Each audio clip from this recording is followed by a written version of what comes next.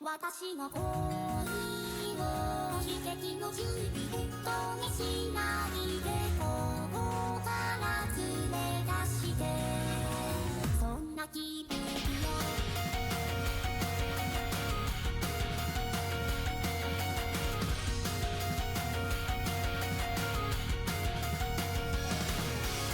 パパとママにおやすみなさいせきせき夢を見なさい大人はもう寝る時間よ見せかえるには軍からめる8台の素足を絡める今夜はどこまで見てるの噛みつかないで優しくしてみたいものはまた嫌いなのママの作るお菓子ばかり食べたせいね知らないことがあるのならば知りたいと思う普通でしょ全部見せてよあなたにならば見せてあげる私をずっと恋しくてシンデレラ制服だけでかけてゆくんだ魔法よ自分求めてよダメ人にさらされちゃうわ愛で出した命でとてもその名前で呼ばないでそうよね結ばれなくちゃねそうじゃないと悲しくなるわあれ私と生きてくれる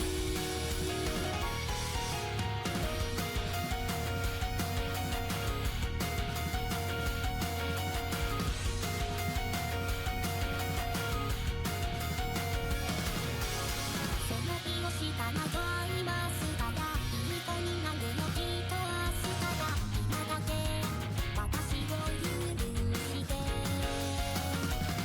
黒いレースの境界線守る人が今日はいませんこれからどこまで見てるの噛みつくほどに痛いほどに好きになって Not the ad being KFC. It's like they know.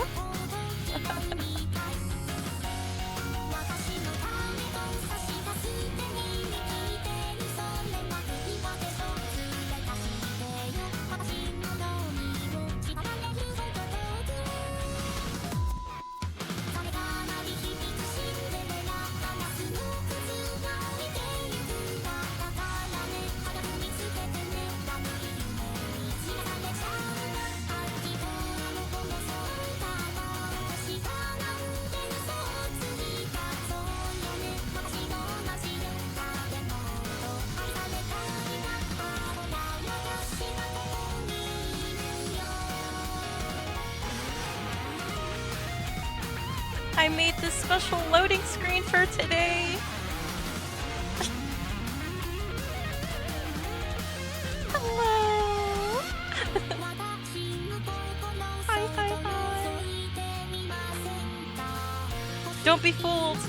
It's part of the loading screen. It's big brain time. You better lock in. Because I don't have a big brain.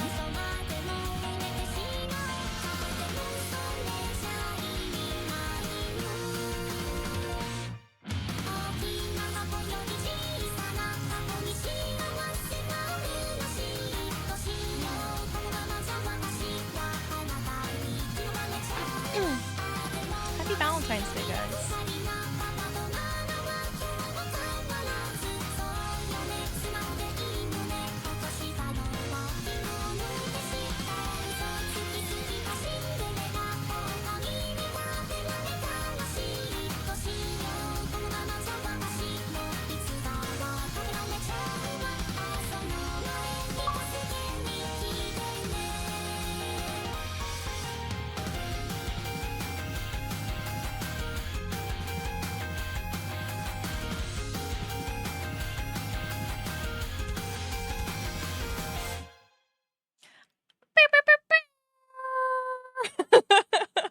Happy Valentine's Day!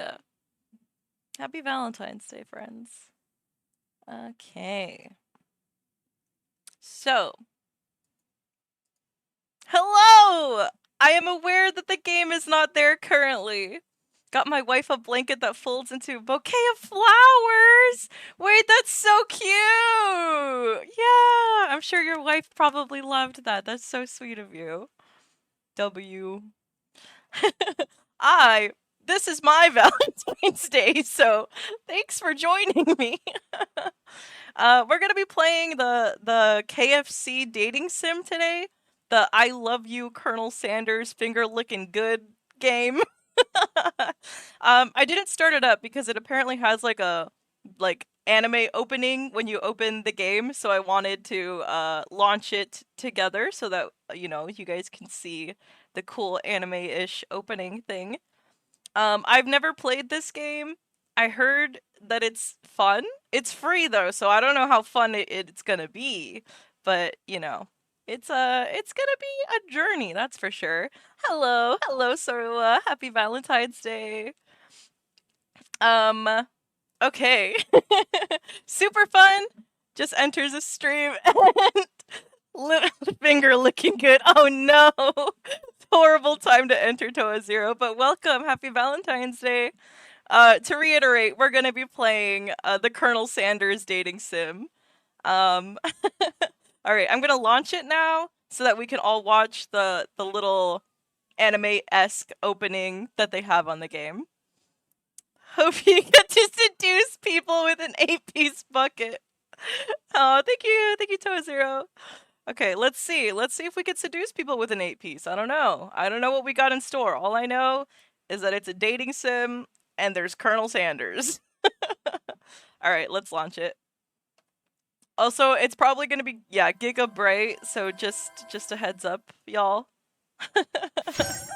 Oh no. It's not picking up. Is it picking up? Oh gosh, I'm so flashbanging. Alright! Yeah! Professor Dog? Wait. We can date a dog? This is cute. Whoa. They made him so handsome. Sheesh. Damn. I got that side of potato wedges. What's up, girl? Period. That's how you seduce him. Okay. And for some reason, the opening is like giga louder than everything else in the game, so let me just turn the game back up now. I had to turn it down for that. Alright, how's this volume? Are we chill with this? It's not too loud. The buttons might be a bit clicky. How is that? Is that okay, guys? The ad hit at the worst time. No! Oh, I am so sorry. Is everyone else in an ad right now too? Gorsh. Apologies, friends. It's not really. I mean, it's something that I technically can control, but I don't really know how to time the ad breaks. So it just kind of plays whenever Twitch has set it to play. The Colonel looks like he came out of JoJo. No, he looks way too like Ikemen to be JoJo, but he's definitely like that's an anime man, you know? All right, let's get started. I'm so excited. I love you, Colonel Sanders. A finger licking good dating simulator. Let's try it. What should my name be? Wait. So in Zelda, my name is always Baby Boy. Should I just stick with that? Also, it is so bright. I am so sorry. Let me try to turn this down. Maybe if I turn this light off? Is that any better? I don't know. W Dog? That's my name? W Dog? Sure. W Dog. Is everybody cool with W Dog? We're gonna go with that, I think. Okay. Let's confirm. Look at all the chicken and biscuits! Oh my goodness, this is so cute. Oh fuck, I kind of have chat in the way. Hold on, chat, let me move you guys. I'll just hold you in my hand. You guys are in my hand now. Okay. You sleep softly as the morning sun casts a warm glow through the window of your modest student apartment. Oh, we're students. The world is peaceful and serene. You could stay in this moment forever. Oh my god. Or you could wake up now. Your first day of culinary school is no time to sleep in. Oh god. Why is it sweaty here in your hand? I'm nervous. I'm sorry. Smack that clock up and at him. Throw the clock at the window. I mean, we gotta meet Colonel Sanders, guys. We have to. Lying in bed, you stare at the ceiling, thinking about everything that awaits you at the prestigious University of Cooking School, Academy for Learning. Shouldn't it be like Academy for Cooking? Your mind begins to wander. Who will be there? What will you cook? What should you wear? Time begins to fly by and you find your imagination getting away from you. Alright guys, what do we think? You'll need to take this seriously, or you allow yourself to daydream a bit, thinking about the future. I kinda like the daydreaming one. Y'all fuck with the daydreaming? I think daydreaming would be dope. Right? Any objections? You have 2 seconds. 1, 2. Excellent! We will be daydreaming! Oh! I hope you are the Colonel and you're trying to win the heart of Wendy. Wait, that would be so cute! Why hasn't someone made that? Alright, well, we're gonna daydream a little bit. It's here. Finally, your first day of culinary school. So many dishes to prepare, so many students to meet. Your mind is swimming with possibilities when you realize you're running late. You grab a biscuit and burst out the door in a hurry. The magic biscuit! Ooh! Delicious. Just what you needed to wake up those taste buds.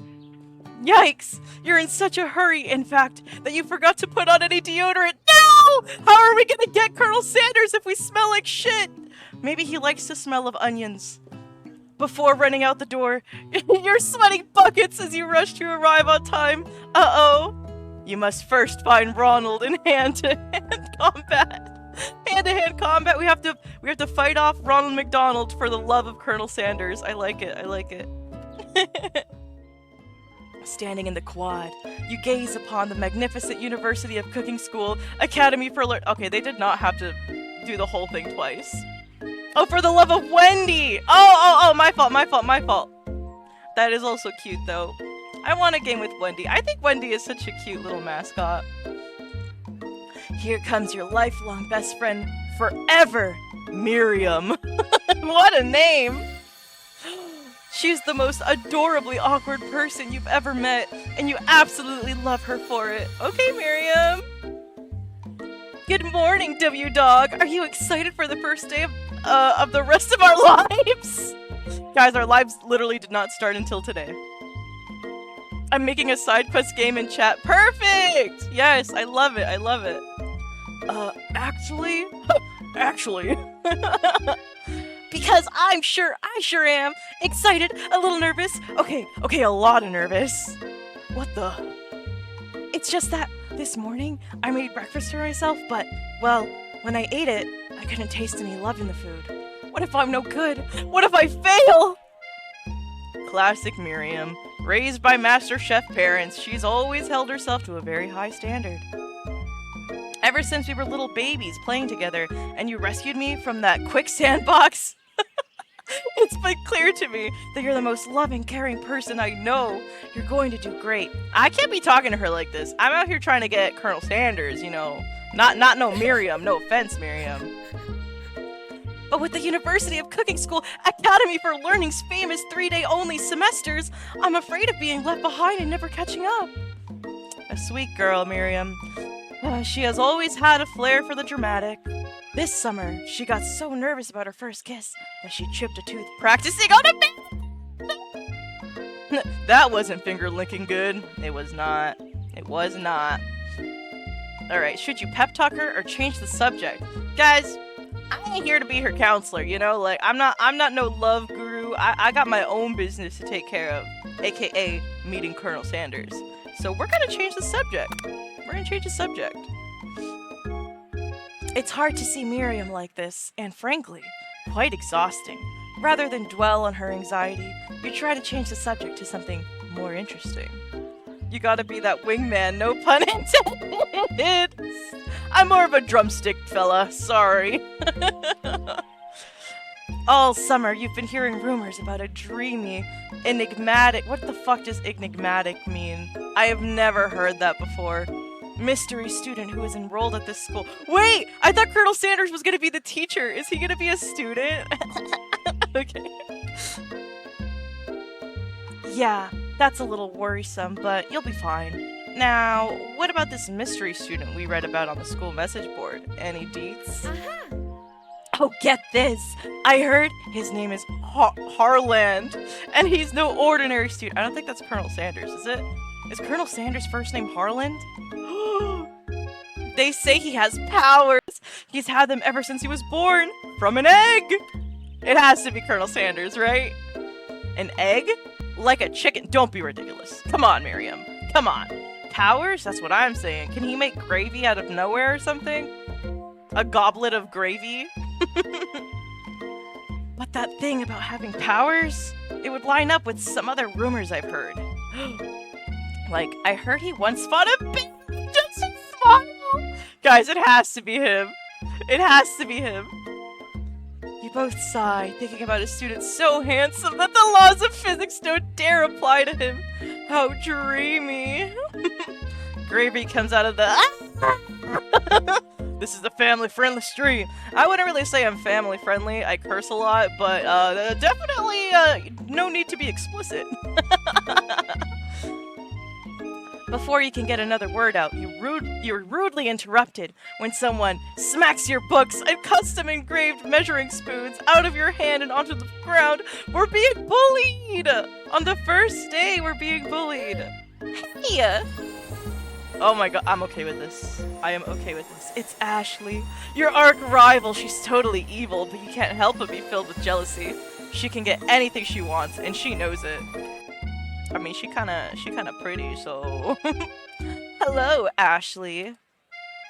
Oh, I didn't see you there, chicken shins. Guys, I can't. The insults are chicken related. It's mommy, I mean Ashley, I mean mom, I mean you leave W Dog's shins alone. Perfectly normal shins. What is this? Mind you, the official KFC of Japan made this. Ugh, you can't stand Ashley. Even her name is annoying. You know for a fact that it's actually Ashley, but she had to add extra letters to make herself feel better than everyone. I was gonna say something earlier, but I kept my mouth shut, but you know, the game knows. If anyone here knows what perfect shins look like, it's us. We're not going to let you or your weird insults get to us. Across the quad, you see Ashley's best friend, Van the Man, has stopped to look at his own reflection in the mirror. Oh, he's conceited. His pants are so tight, you can see him casually working out his glutes while he styles his hair. No lie, they're rocket glutes. Oh my god, what is this game? Van. Oh, now this is a JoJo character. Are you kidding me? You rang. Oh. Oh my god, I can't. His outfit is insane. I love every second of this game. Oh damn. Guys, I don't know. Van might in fact be the man. You've never been sure what their arrangement is, but as long as you've known them, Ashley and Van have been just as close as you and Miriam, but substantially more devious. I can't believe that University of Cooking School Academy for Learning would ever allow people like you to attend as students. I know, right? You'd think they just hand us our diplomas by now. Oh, maybe. Hire us as professors. You amateurs could learn a lot from us. With the first day of school about to start, there's just no time to properly tell these two off, so you resist the urge. Let's go, Miriam. Shh. Oh, psh. See you later, losers. Who is this? Small. As you approach the door, you see a goofy-looking kid pushing hard against the window directly next to it. Oh, he's not very smart now, is he? That is actually stand. Wait, you're so right. Oh my god, his name is Pop, and he has fart sound effects. Oopsie. I think it's broken. You reach forward and easily pull the door open. That should do the trick. I love you. This kid is creepy! I think you mean thank you? Fucking freak. My name's Pop. I was named after my Pop. He's old. Could someone like this also be a student at the school? He must be one heck of a chef. Also, his name tag clearly says Bob, but I guess he's reading it upside down. Oh, his name is Bob! That's the real Colonel? I don't think so. I ain't here. No, because then what does that make me, huh? No. Hi, Pop. I'm W Dog. So, are you going to make me hold this door all day, or are you gonna go inside? Like, we kind of got class going on, you know? Nope. And with that, the young man walks into the building ahead of you. Is it just me, or is he kind of cute? I think it's just you. You both shrug your shoulders before following him into the building. You stand at the edge of the room, unsure where to sit, other students wandering in and keep themselves busy chit-chatting. See, if it were me, maybe... Listen, I'm not a teacher's pet, but I usually sit in the front. I like to sit in the front.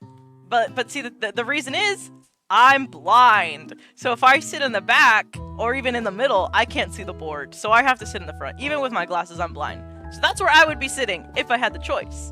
But let's see where the game sits me at. Probably the corner by the window, since that's, you know, the anime trope. Oh my god, it's the dog! Sorry, that probably peaked the mic. Hey, why did my game minimized? Wait. Wait. Are we still on? Can you guys still see me? Oh my god. Here we go. Okay, I was having a lot of PC issues yesterday, but hopefully today it's fixed. Anyway, a scruffy-looking pooch takes his place at a podium at the front of the class. Adorable. He's the teacher! His name is Sprinkles. Oh my goodness. Now, quiet down, everyone. Who is this unreasonably cute pup, and why is he our culinary class? You must be Sprinkles. I heard instructor and CEO of UCSAL. Please call me Professor Dog. I may be cute and little and fluffy, but I still demand respect. Woof! We can see you. Excellent. Okay. Look at the... Oh, he's so cutie. Normally, I'm not really into, like, corgis. Corgis are not, like, on my top list of cute dogs. But this one is absolutely adorable. What? A cute dog's our professor? This is the best school ever! I guess only a dog's nose is capable of picking up all the nuances of fine dining. That makes sense. That actually makes sense. Out of nowhere, wind begins to rush around you as a swirl of cherry blossom petals fill the air inside the classroom. Guys, I think it's him. I think he's approaching. I'm chilly. Someone close the window. And then... he walks in. You're immediately swept up in an aura of this new student and his remarkable goatee. Who knew anyone could be so handsome? Time stands still. Oh my god. It's him! It's... It isn't my favorite student. Harland. His name is Harland. Oh my god. Harland Sanders. Colonel Sanders interrupts Sprinkles. Sorry, Professor Dog. Before he can finish his sentence. Harland, please, call me Colonel. Colonel Sanders. A hushed murmur rolls through the classroom as Colonel Sanders walks down the aisle of desks. Suddenly, the room is sweltering. Pitter-patter in my heart. Sweat begins to bead across your brow. You feel like everyone is looking at you. And you're not entirely wrong. Why are they looking at me? Oh no, can they tell that I'm into Colonel Sanders? They know. Ashley. And this over here must be Sweaty Sweat-a-Lot. Maybe we should open the window back up before faucet pits melts into a puddle of evaporates entirely. And evaporates entirely. You two both know my name. We were in the same kindergarten class, and what's with all your really weird insults? Guys, we turn to find Colonel Sanders fighting right now. I don't think I can play this game. Oh my god, why he's so handsome? Colonel Sanders, beautiful angel that he is, stands before you, smiling gently, his hand outstretched. Boy, howdy! I don't want that to be the boy. Wait, okay. Actually, he probably would have like a southern accent, wouldn't he? Oh no! Should I make him like a cowboy? Boy, howdy! I don't like that. No, I don't want him to be a cowboy. This classroom gets hotter than a Kentucky fryer. Please use my handkerchief. I googled it and Colonel can call in an airstrike! So Ronald's effed! Oh god. Oh no. Sorry, Ronald. Please, use my handkerchief. Oh my god. You freeze up. Colonel Sanders is talking to you! Guys, he's talking to you! Wait, Colonel Sanders is talking to you? About how sweaty you look. Oh god, you're completely mortified. This can't be your first interaction. What if he never forgets this moment? How will you respond? Take the handkerchief, refuse it. I am not refusing. That man can hand me whatever he wants. Handkerchief. You stretch out your hand, and Colonel Sanders places the fine silk handkerchief in it. Oh my god. He is referencing my sweaty hands chat from before. He knows, guys. It's breaking the, what is it, the fourth wall? Is it the fourth wall? The third wall? Which wall is he breaking? He's breaking all of them, god damn. Oh my god. It's so beautiful. You hesitate to press it to your face, but when you do, the feeling is transcendent. It has his natural scent on it. It smells of the most delicious chicken you've ever smelled. God, our boy smells like chicken. You know, maybe my sweat reminds him of grease. You know, like the cooking oil. So maybe he's into that. Maybe he likes it. Professor Dog steps in to settle the class down and set some ground rules. Welcome to University of Cooking School, Academy for Learning, the greatest culinary academy in the world! The birthplace of culinary legends past, present, and future. Many challenges await you. There will be tears. There will be blood. And there might even be really adorable tiny food. Wait! I love tiny things, like little miniatures of things. I really hope we make miniature food. And when all is said and done, there will be a battle. This is it! This is the battle you predicted, Nerd Happening! This is the battle where we fight Ronald for Wendy! You will lift your sporks and compete in the Brome Cooking Arena! Just then, another student enters the classroom and interrupts the professor's rousing speech. Student. Hey guys, sorry I'm late. I hope everyone had a good summer. I really miss... Quiet! I am the Oracle! I think so. Oh gosh. Late to class is bad enough, but interrupting my monologue? Ugh. You're on the fast track out of here, young man. Are you sure you're even in the right place? Don't you recognize me? This is my third year in this school with you as my teacher. Everyone stares at him blankly. Does no one remember me? I'm You're expelled if you utter one more word before I finish.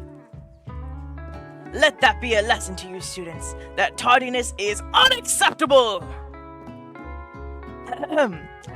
Even Clank made it here on time, rolling halfway across town on his tiny wheels. Who's Clank?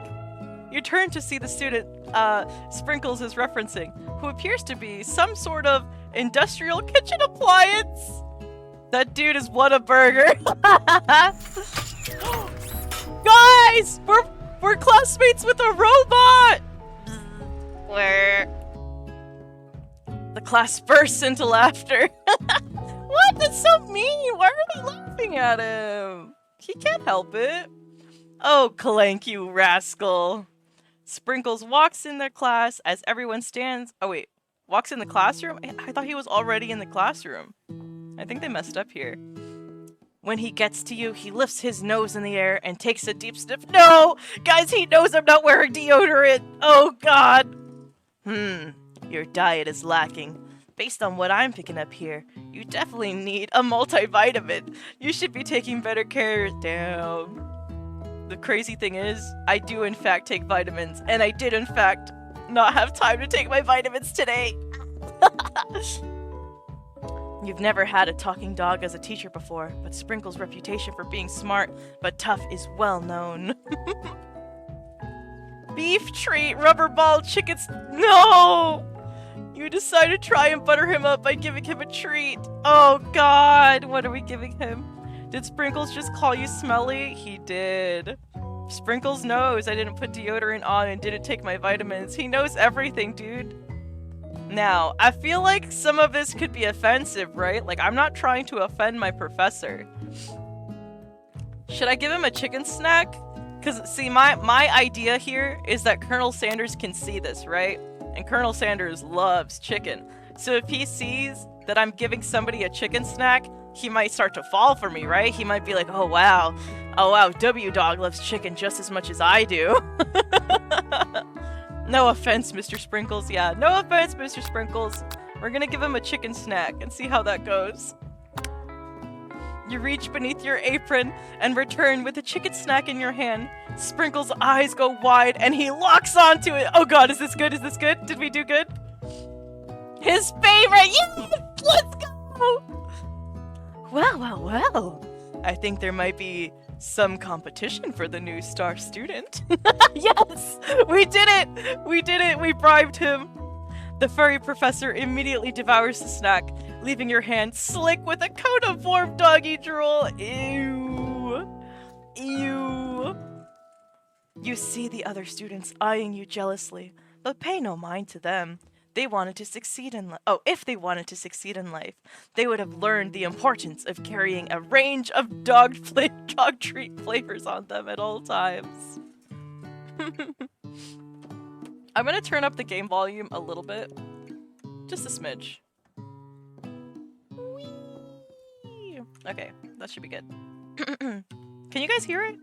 Or do you just hear me yelling? Alright, moving on.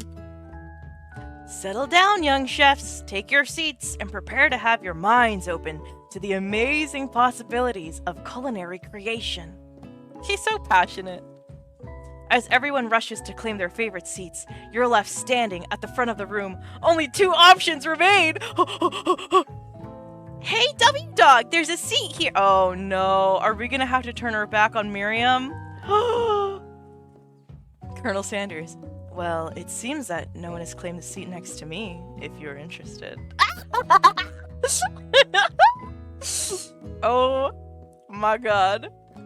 I feel bad. I don't want to turn my back on my friend, but like, Colonel Sanders though. Oh man, audio sounds good all around? Okay, good. Oh man. Guys, what do I do? Do I stick by the side of my best friend forever? Or do I stick by the side of my future husband? Give him a chicken snack too! He would probably love that. I think he would be so into that. I'm sorry, Miriam, but you're not gonna be living with me. You know, Miriam's gonna get her own partner someday, right? So like she's not gonna be there for me forever. So I'm sorry, Miriam. I gotta sit by Colonel. You move to take your seat by Colonel Sanders. It appears he brought notebooks, pens, or pencils. However, his perfect upright posture shows off a seriousness that made you confident in his desire to learn. Hopefully I came prepared and have things for him. F your friend, this is the Colonel! So true! So true. Okay. Oh my goodness. Alright.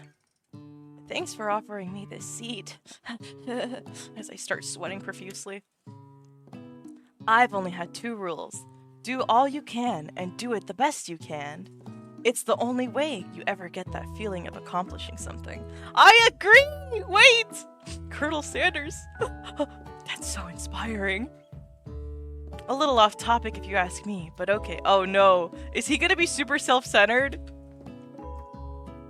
As soon as you settled into your seat, the professor makes an announcement.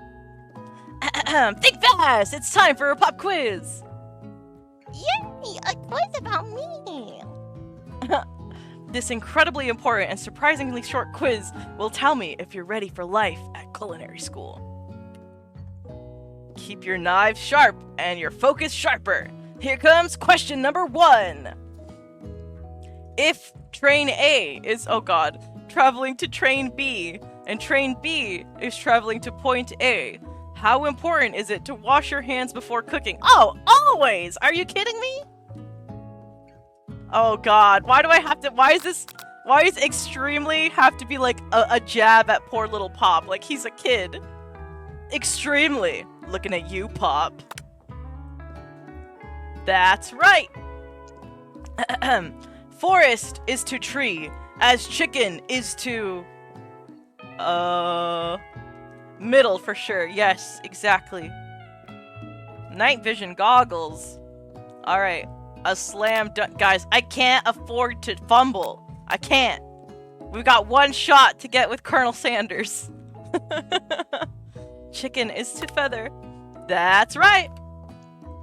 Now, what is the most efficient eating utensil ever created? Feather for sure. Okay, guys. A comically oversized fork. Slam dunk is cooler though. It is, but we can't fumble. We can't. Did you see Colonel Sanders? Did you see him? We cannot fumble. A meat tenderizer or a spork. Now, spork, yeah. Okay, I agree with you guys. Because if I remember correctly, Sprinkles mentioned a spork earlier. He said, like, put your sporks down or something. So, it's definitely spork. You guys are right. That's right! What food is best for a broken heart? Ooh! Anything, as long as it is prepared with love and not too much salt. Camel meat? What the? Who be eating camel meat? A pancake that looks like a silly face. Oh, man. Well, I feel like the answer has to be number 1, right? Because it says as long as it was prepared with love. And love will heal a broken heart, will it not? Camel is tasty! Actually, camel tastes just like chicken. You have not had camel, don't lie to me. Okay. So, we're gonna pick number 1. Yes, chat? I also like this one. A pancake looks like a little silly face. I think that would make me smile. But, you know, this one has to be right. That's right! Wait! Hello, Bones! Welcome! We're playing I Love You, Colonel Sanders, a finger-licking good dating simulator. Camel, what? Yeah, if camel tastes like chicken, then that must be the answer. No. I don't know if camel tastes like chicken. I was just making things up. Oh, but also I forgot to say, Happy Valentine's Day, Bones! Alright, let's see. He said this was a short quiz. This is going on for a while. Is Sprinkles a good boy? Oh my goodness. No. He's a talking dog that teaches us at culinary school. He is the best boy. I'm sorry, you're playing what now? I didn't even read the game. I just saw you live. Yeah. He is the best boy. You're right. You're right. Yeah, we're dating Colonel Sanders, or trying to, for Valentine's Day. You know, since I couldn't go on a real date, we're dating Colonel Sanders. We collectively, you and I together. Hey, hey, I don't need that bot here, but I'm not gonna bother. It can be here. It's fine. Anyway, he's talking. He's the best boy. That's right. Your total score is perfect score. Guys, do you think that's enough to impress Mr. Colonel Sanders himself? Let's find out. Wow, be honest. Did you cheat? Guys, look, you could have more viewers. You're so right. Maybe I should click the link and find out what happens. Guys, he knows that you helped me. He knows that I cheated on the quiz. You look up to see that Colonel Sanders has been watching you, tallying your score. He's impressed. He likes me, chat. Thank you for helping me. I know we've just met, but I have to confess. I think you have a beautiful brain. Oh my god. I can't do this. I'm so flustered. Oh my gosh. Hot diggity dog! Wait, I say that all the time. That's so crazy. Hot diggity W dog! You just- wait, the name actually worked out perfectly for this. Nerd happening. Did you know this was gonna happen? Is that why happening is in your name? See? Big brain time! Nerd happening is in fact the Oracle. He knows all. You just scored some major Colonel Sanders points with that performance. Guys, I think I'm in. I think he likes me. May I have your attention, students? I have an important announcement to make. Time for lunch! Guys. Wow, the cafeteria is as nice as any restaurant you've ever eaten at. It makes sense that a school dedicated to cooking would also be serious about eating. A delicious fragrance. Told you, I am the Oracle. A delicious fragrance wafts through the room and tickles the end of your nose. Your mouth waters. Do you smell that? That must be our lunch. It smells crazy good. Everyone, can I have your attention? Is it about lunch? No, I just wanted to apologize for my tardiness. You see, Howdy, folks. I'd like to make an announcement. Hey, It's about lunch. Everyone cheers. But Shush! Lunch. Shh! She said shh! In honor of a new semester, I have prepared something special to share with everyone for lunch. Oh my god. That must be the smell I smelled. Indeed. That smell? You hold your breath, waiting to see- Why is he like- You know he's flexing right now, too. Waiting to see what food this mystery student has created. You've heard that he's very talented, but were the rumors true? I think we know who the villain is going to be. What do you mean? Who's the villain? Is this? Oh my god. Colonel Sanders lifts a large bucket above his head, its contents glimmering in the light. Wow. Piled high are huge pieces of chicken, breaded and fried to a crispy golden finish. The aroma envelops you, and you begin to feel warm and safe. Colonel Sanders has filled a bucket with chicken. What a novel concept! Your stomach begins to grumble as if to say, stop thinking and start eating. Is the villain Popeyes?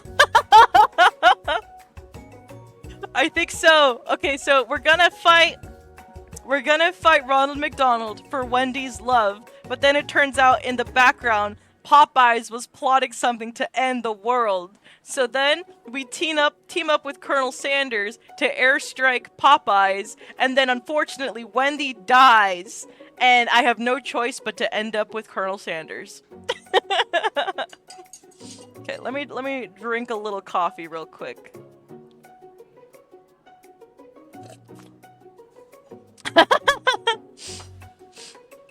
Okay. Alright, let's continue. For years, I have been developing a secret recipe for the perfect fried chicken. By my calculations, nothing less than 11 herbs and spices are required to achieve the perfect balance of flavors. Until the Burger King enters the chat. You look around and notice that every other student has a pen and paper and is scribbling notes as fast as they can. But that's all I'll say about that. What? You think we want your stupid secret recipe, dude? Pshaw! Nah, dude. My dude. Nah.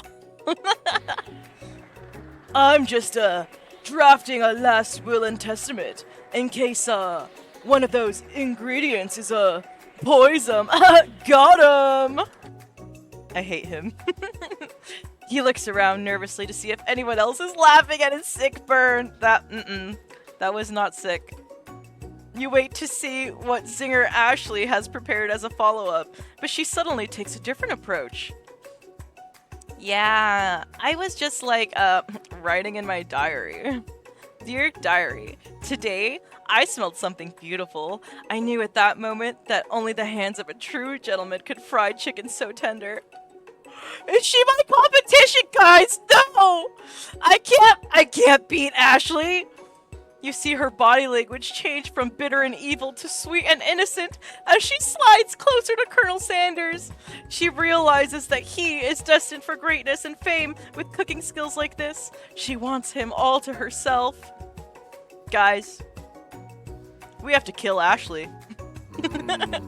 Oh, please. Well, Van, the man, if you don't want any, I'll take his.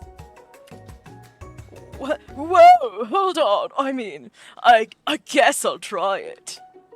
He takes one bite, and his eyes grow wide. He starts contorting. Can you compete with those thighs? I don't think I can. Her skirt is so short. They probably remind Colonel Sanders of chicken drumsticks. He probably likes her. I want to beat the parents of Ashley. That spelling needs to die by fire. So true. Let's start by killing her parents and then we kill her. He takes one bite in his eyes. His face starts contorting as he tries to hold his pure exhilaration and act unimpressed. That would make her Batman. Oh, fuck. We can't make her Batman. We have to be Batman. Easy now. There's enough for everybody. Please, my fellow classmates, dig in. You take one of the pieces of fried chicken out of this bucket. Why is bucket in quotations? And sink your teeth into it. Where are we grabbing this chicken from? It's amazing. Tasting Colonel Sanders' food transports you to another dimension. Alright. Alone with your taste buds, gripping a drumstick in your hand, you float weightlessly. Or Robin. Oh, true! You know where? Wait, you know where? What do you mean where? Where? No! Okay, guys. Focus your mind and meditate at this moment. Or try to identify every flavor. Or savor the moment and everything that it tells you about Colonel Sanders' culinary heart. Swim towards the light! What do you think, guys? I think I would be okay with any of these answers. So, up to you guys. What do you think? Do you guys want to try to find the flavor? Do you want to focus on the culinary heart of Colonel Sanders? Or shall we swim towards the light? What do you think Colonel Sanders would be most impressed by? I feel like he doesn't want us to figure out too much. Heart. I'd love to find the flavor. Oof. Okay, so we're a little split up here. Ooh. Hmm. Okay, so we won't be swimming towards the light. Let's see. Okay. Find the flavor or heart. Okay. I feel like... Oh, we are speaking of food. I vote middle. Okay, middle is the same as you were saying. It's the culinary heart. Okay, so... yeah, okay. Okay. Yeah, we'll do the heart, because I feel like if we try to identify the flavor, that might turn him off, right? He might be like, whoa, it's supposed to be a secret. Like, why are you trying to throw me off, you know? So yeah, we will look at his heart. The flavors in your mouth are beautiful, pure, heavenly. What a guy! Did I say that out loud? Oh my god, does he know? Alone with the flavors, you feel something that can only be described as love. For a man?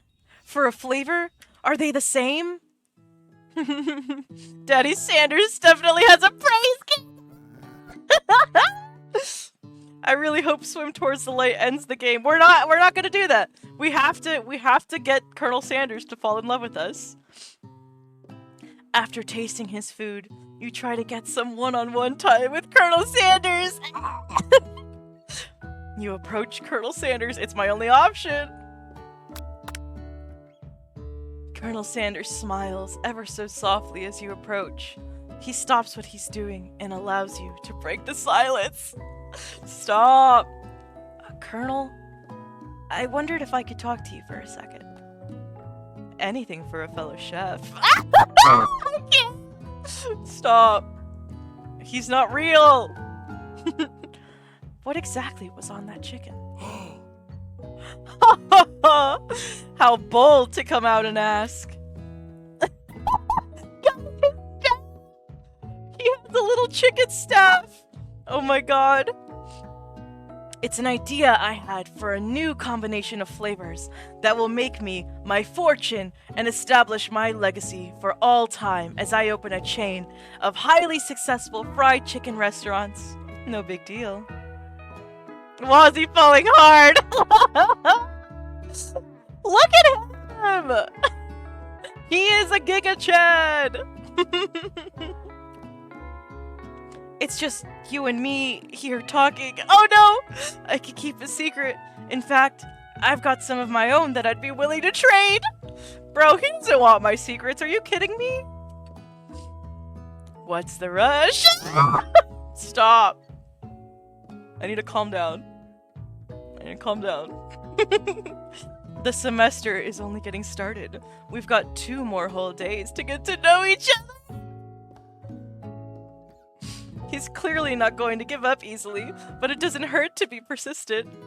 You know what they say about secrets, Colonel. Shouldn't learning be fun? Aww. You've got moxie, I'll give you that. He wants a secret already! No!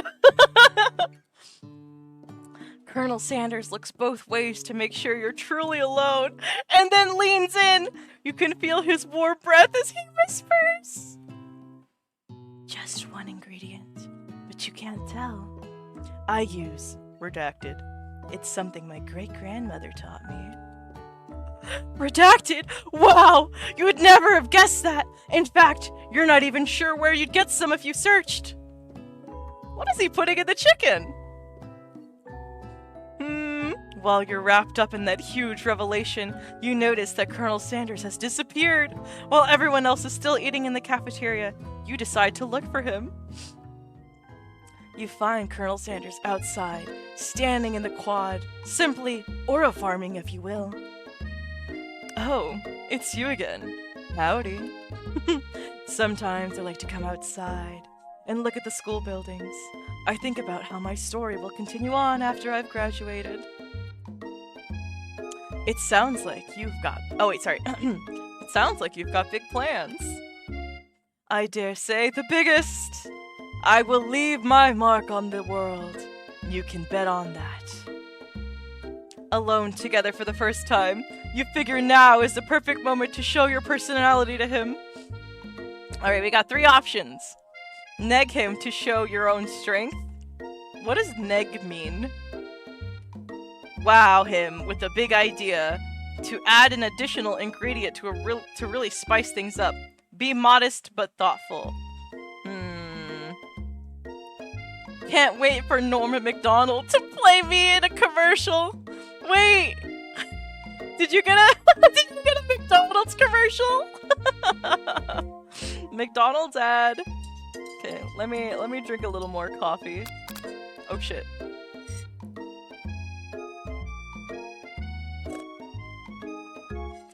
Feel like modest is the only decent choice. Yeah. I don't think he would like somebody who's like trying to up him and like show their own strength. I mean, I wouldn't. Like if I was like uber confident in my own stuff and somebody else was like kind of challenging that, I'd be like, ew. Norm Macdonald is a comedian that played the Colonel in a commercial, ironically? Wait, really? I think Bones is right though. I think we have to be modest. You know, he seems to be a very confident guy. He probably doesn't want me to challenge him, nor does he want me to change his recipe. You know, he knows what he's doing. He knows what he's doing. He's already got a legacy and he hasn't even made his restaurants yet. So we'll be modest but thoughtful. Oh! There were hearts! He liked that! Well, I just wanted to tell you that I really enjoyed your food. Now you've got his attention. The flavors were complex, but comforting. The interplay between salty, savory, and peppery, it was perfect. I appreciate the compliment, W-Dog. Bones is the other oracle. We got 2 oracles in chat. Let's go. I'm sure you'll be a big success. Oh, Colonel Sanders. I know we've only met today, but I'm starting to get the same feeling about you. Stop. I just know how to hardcore flirt. Okay. Bones is a flirt specialist. He's a professional flirter. We should head back inside. The next lesson starts soon. You step into the massive cooking arena where the afternoon lesson will take place. Each student gets an oven and all the tools and ingredients they could need. Wow! Look at this place! It's magnificent! Finally, we get to show off our stuff! Wait a second. Oh no! We have to show off our stuff! What if I totally blow it? You're not gonna blow anything. Except maybe kisses to the crowd of fans you're going to earn with your signature, adorable tiny food creations. Oh, so only Miriam makes tiny food. Welcome, students, to the cooking arena! For today's lesson, we'll be cooking with partners. Hurry up and pair— No! Do I have to ignore Miriam a second time? Naturally, Miriam looks over at you, but unable to control yourself, you fuck Colonel Sanders! Okay, at least they made the choice for me. If I had to make that choice, I would feel bad. No, she's sad. She's crying. Hey, Colonel. Would you like to tackle this lesson as a team? A team of 2? That is, me and you, if that wasn't clear. As I say, sweating profusely. Wanna be my partner? Oh, sure, W-Dog. I'll prepare our station. Without you as a partner, Miriam is left standing alone. 2 different students quickly take notice. Hello, new partner. Beep, boop. Oh my, 2 potential partners. I'm so sorry, gentlemen, but I don't know who to choose.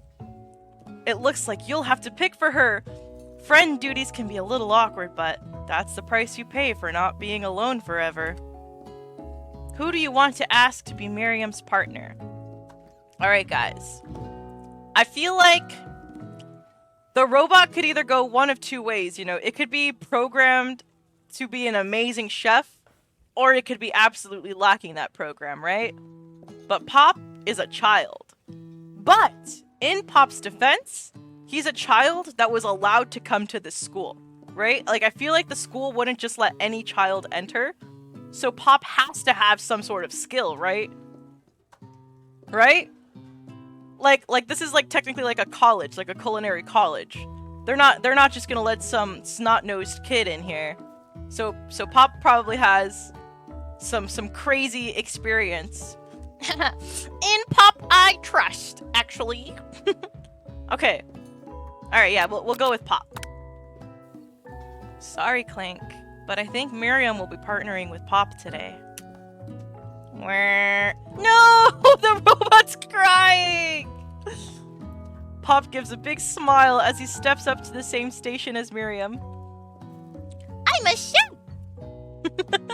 He holds up a banana and without peeling it, proudly eats the entire thing. It's disconcerting, but Miriam is too kind to act grossed out. I love your enthusiasm, Pop! She looks at you like, really? This kid? But it's too late to change your choice now. I mean, she could have picked the robot if she didn't want the kid. She put that on me. She can't be mad at me. Yowza! Who the F eats the peel? This snot-nosed kid. Now it's time to focus on your own cooking classwork. Alright, you two, for today's lesson, we're going to keep it simple. Pick a basic dish and divide up the steps. No chef is an island. It takes 2 flints to make a fire. You get the idea? Which dish do you suggest to your partner, Colonel Sanders? Okay. Let's see, we can make steak tartar. Seems easy enough. It's fancy and you don't even need to cook it. Using octopus will blow Colonel Sanders' mind. Your grandmother's mashed potatoes and gravy. Okay, we have to go with the third one. This is non-negotiable, because Colonel Sanders talked about how his recipe came from his grandmother, right? So if I use my grandmother's recipe for mashed potatoes and gravy, he's gonna be like, wow, we're both honoring our grandmothers and making excellent food.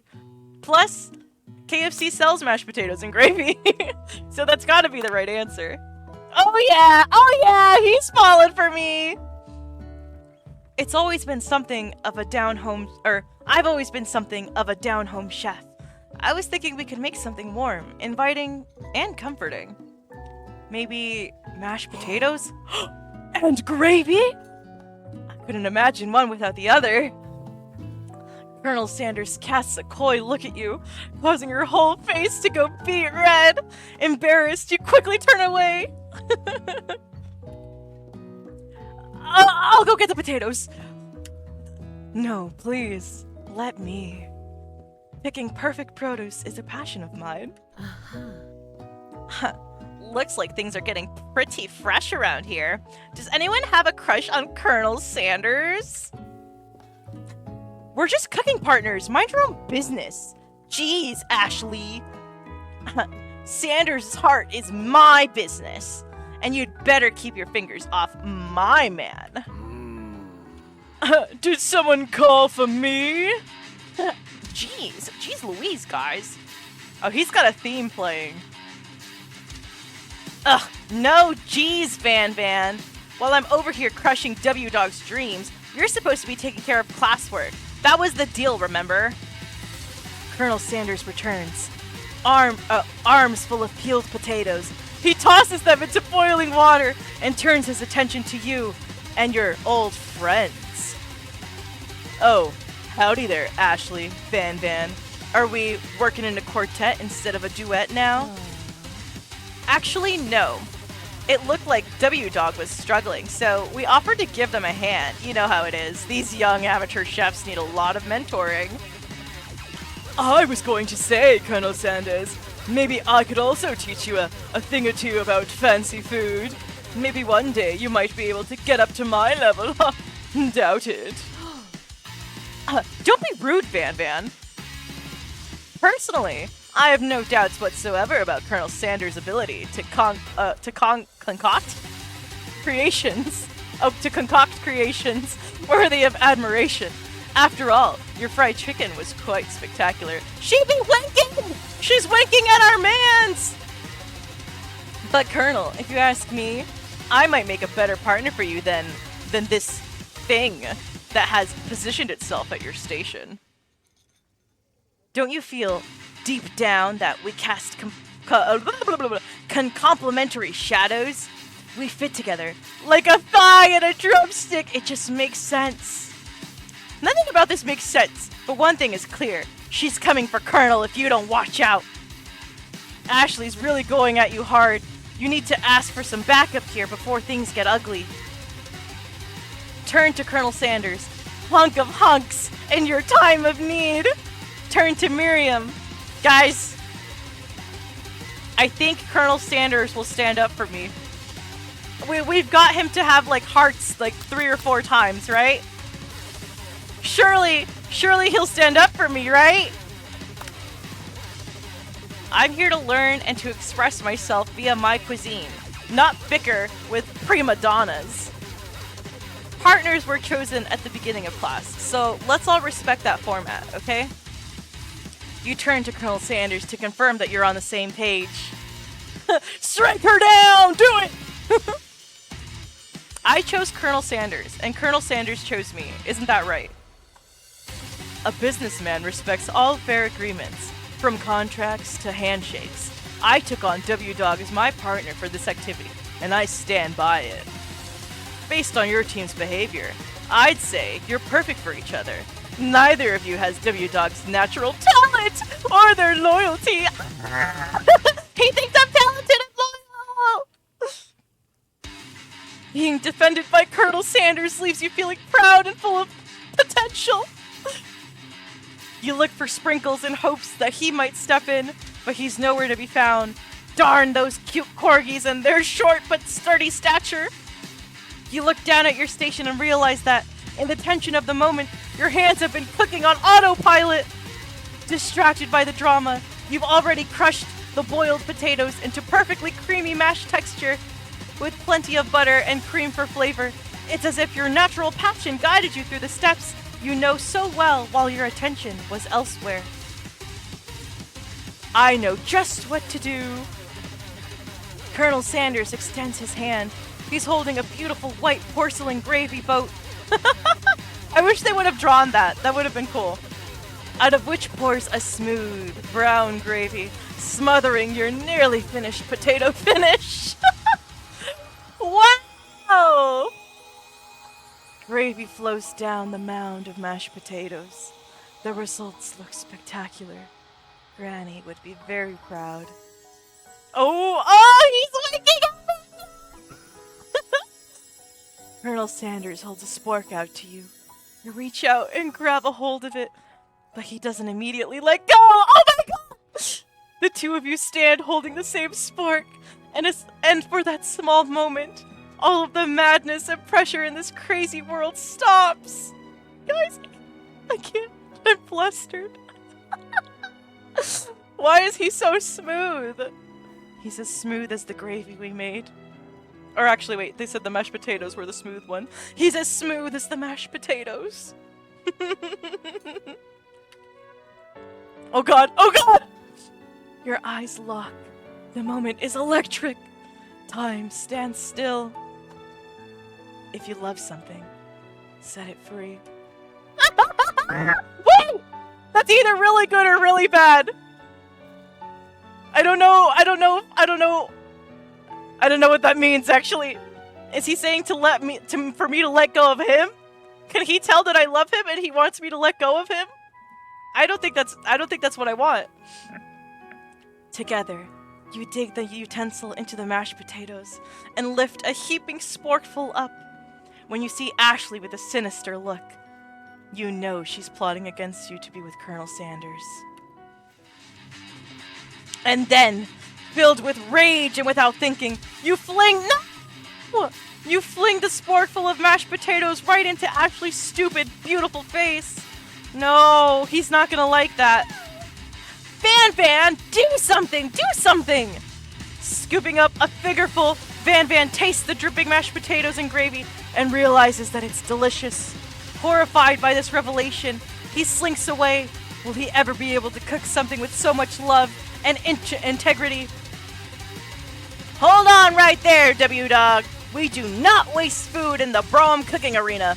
Colonel Sanders, I expected better from you.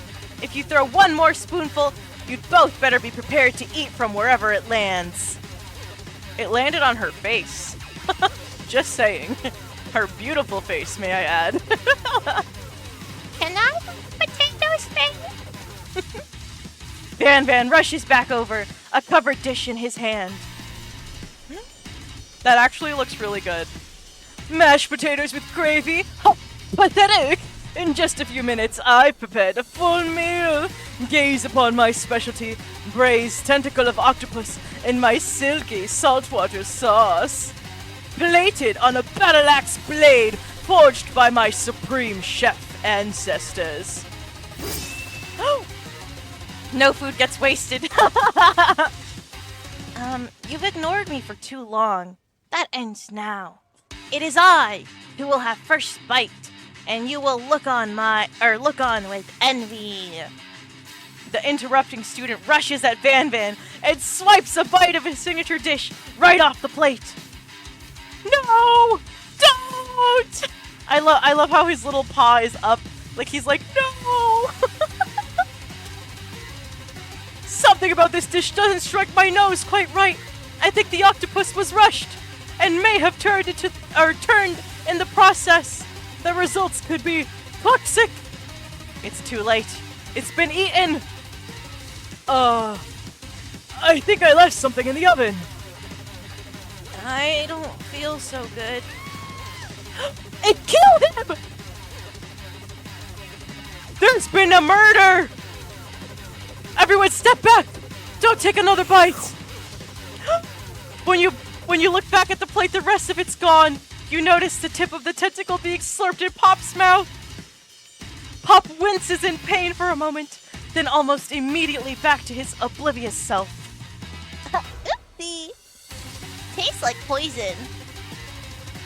Damn, that was super graphic. It was! I wasn't expecting that of this game. The entire class has gathered to watch Pop's final moments. Shock has frozen the whole crowd. They are motionless as statues. The class bell rings, disrupting the moment and snapping everyone back to reality. It appears that Pop's enthusiasm for trying new things, despite the obvious danger, has inoculated him against poisons of all kinds. Pop is OP. I'm not sure the professors here make enough money. Poor Sprinkles. He's so stressed out. Hello? I just turned into a ghost over here. Seeing that you're shaken up by the really annoying student and all his nonsense, Colonel Sanders approaches you. Guys, Colonel Sanders is coming. Oh my gosh. We gotta dab up our sweat. Okay. I'm sorry you had to go through that. Please, let me walk you home! Okay. We must stay focused. What? Like, for real? Come on! I'm a ghost over here. You follow Colonel Sanders out of the room. At night, the school building has taken on another vibe entirely. It's dark and more than a little spooky. This got dark fast. Sorua redeemed drink water. You're so right, Sorua. I'm out here dehydrated as F. Let me drink a little water before we walk home with Colonel Sanders.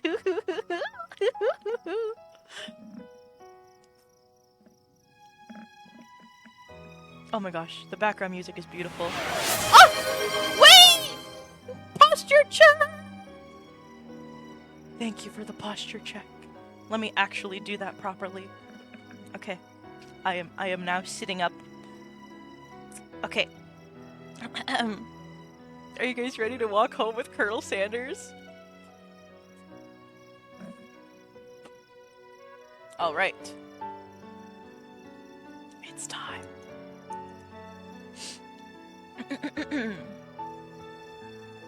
Colonel Sanders stands in the quad's neon glow and speaks softly. Those mashed potatoes you made in class today. Before you go on, I want you to know they're not a great representation of my skills. I didn't even realize I was making them. They were amazing.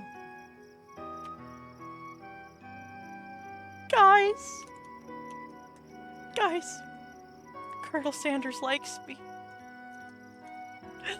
Oh my gosh, okay. Tasting them, it reminded me of why I became so passionate about food to begin with. Colonel Sanders is getting choked up. Cooking is obviously important to him, in a way that you find inspiring. Wazzy IRL. Now might be the perfect time to tell him. You're developing feelings for him. It's only the first day of school. I can't tell him now. No, that would scare him off. No, I don't have an option. It's gonna happen. Colonel Sanders? Yes, W-Dog? There's something I need to tell you. Hold it right there! There's something I need to tell you first. Oh, jeez. You see, when I was just a boy, I had a dream that one day I would be the greatest chef the world has ever seen. And every day since, I've been working toward that dream, day and night, never stopping, never resting, always lifting a lot of weights, like so many weights. You should follow our we should follow our dreams with all our hearts, that our souls may grant them, like wishes floating on a shooting star. Why is he so smooth?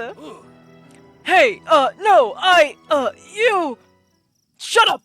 I'm the one here to say inspirational stuff. And be the star of the story. I like how he combed his hair upwards for this. He's getting serious. Are we forgetting that your cooking literally killed a guy? Literally. Like, no one even called the cops. You're getting off free. You should be in jail. You can't prove that. I also saw you kill that guy. What was his name?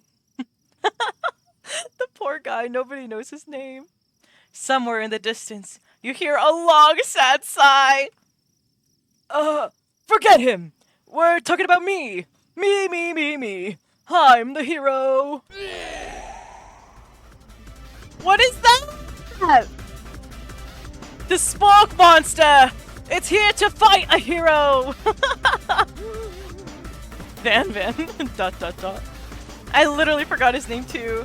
I don't think they had a name. I think his name literally just said student. I don't think they ever told us his name. I think I left my fridge door open. Later, nerds. How dare you threaten me just as I was letting down my guard and connecting with another chef on an emotional level. Guys, we were connecting. Be afraid. Be very afraid of me because I'm a monster. See? Is he rhyming on purpose or is that just a coincidence? But before you can discuss syntax any further, it's a turn-based fight sequence! Wait, there actually is a fight in this game? What will you do? I don't know, chat. Should we attack or defend? I feel like we have to attack, right? What do you guys think? I will take a sip of coffee in the meantime while you guys decide. And if no decision is made, I will attack.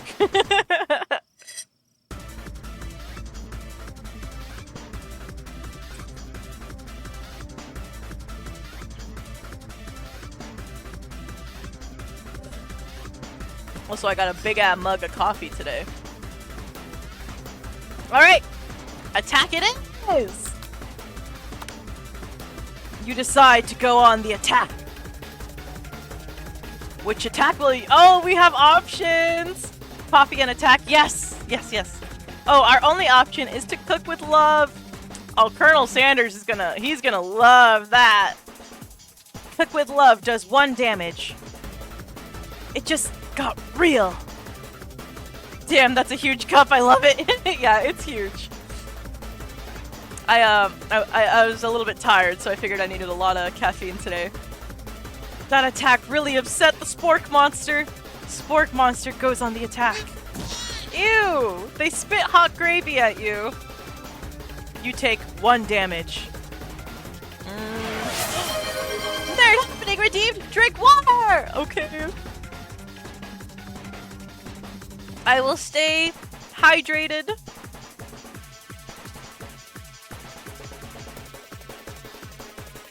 Okay. I don't know. Should I try to defend? From the Twilight Cup? The Twilight Cup? Are you calling this a Twilight Cup? It sparkles in his blood, so I guess that is Twilight. Nerd happening. Why do you know Twilight? You know Ball. I'm a big Twilight fan. Alright. Should we try to defend this time, or should we keep attacking? If we defend, do you think Colonel Sanders will attack? I think we gotta figure that out, right? 1 and 1. Let's try. Let's try. We're gonna defend. You decide to defend. Which defense do you use? Sadly, I dated a girl who liked it too. Liked it many years ago. I see. I think the Twilight movies are absolutely trash, but I love them because of that. Like, I can't stop laughing most of it. For me, it's more like a romance comedy, right? So I love it for that. What does this mean, guys? Trepidation? I'm learning so many new words today. You continue to stay back and endure whatever comes your way. Seems like a pretty weird strategy, but I can't English. You do you. Spork monster focuses their mashed mind and draws in energy from Mother Earth itself. Oh god. A good defense is a good offense. Actually. Blade should have shown up in the movie. Blade is the GOAT. Blade is so fucking cool, dude. They grow larger and more intimidating. How will you respond? Is attack grayed out? Oh no, it's just, okay, it grays out. Let's go back to attacking. You decide to go on the attack! Which attack will you use? We must continue to cook with love. Kick with love does 1 damage. Spork monster is no quitter. Buffed up and ready to rumble. They go on the attack once again! Spork monster uses utilitensile! It takes 2 damage from the attack, or you take 2 damage. If you take much more damage, you're not going to survive the battle. I'm just gonna keep it. Is Colonel Sanders gonna defend me at any given point? Like, is he just standing there watching me get my ass beat? I'll attack 1 more time. You decide to go on the attack. Cook with love. Cook with love does 1 damage. Spork monster is oozing cheese sauce onto the lawn of the quad. I wonder, who's going to have to clean up? Feeling vulnerable, Spork monster prepares for its ultimate attack, Rounded Edge! Vile villain! Your reign of terror stops here! The Colonel helps in the moments of need. He just showed up! How do you know this, nerd? How do you know? Colonel Sanders summons the energy of 1,000 chickens! Why is his shirt open? Excuse me? Pot Pie Power Pinch! Pot Pie Power Pinch does 10 damage! Sport Monster is defeated!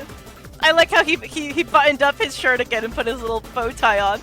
Wait, I just realized the little bow tie's so cute! What part of Oracle do you not understand? I don't know, I guess I'm not convinced. You saved me. An injured spork monster spews steam into the night. Forget mercy, finish him! Spare the wretched beast. I have to spare him, guys. It's not in me. I'm not a violent, vile beast like him. You managed to tamp down your disgust at the sight of this gnarly beast long enough to realize that he is still a living creature with a pure soul who deserves your pity, not your wrath. Begone, beast! And don't you dare come back for a follow-up encounter tomorrow. I won't forget this, and I certainly won't be back, like you said. The spork monster scuttles off into the night. The defeated monster left behind a special item. Ooh. It appears at first to be a cookbook, but upon closer inspection, it's much more. What? I love the design! Oh my god. It's a book of magic spells with a golden chicken on the cover. You open the cover and find a library card tucked inside. The last name to have signed it was Borko. Who's Borko? Borko. That name sounds strangely familiar.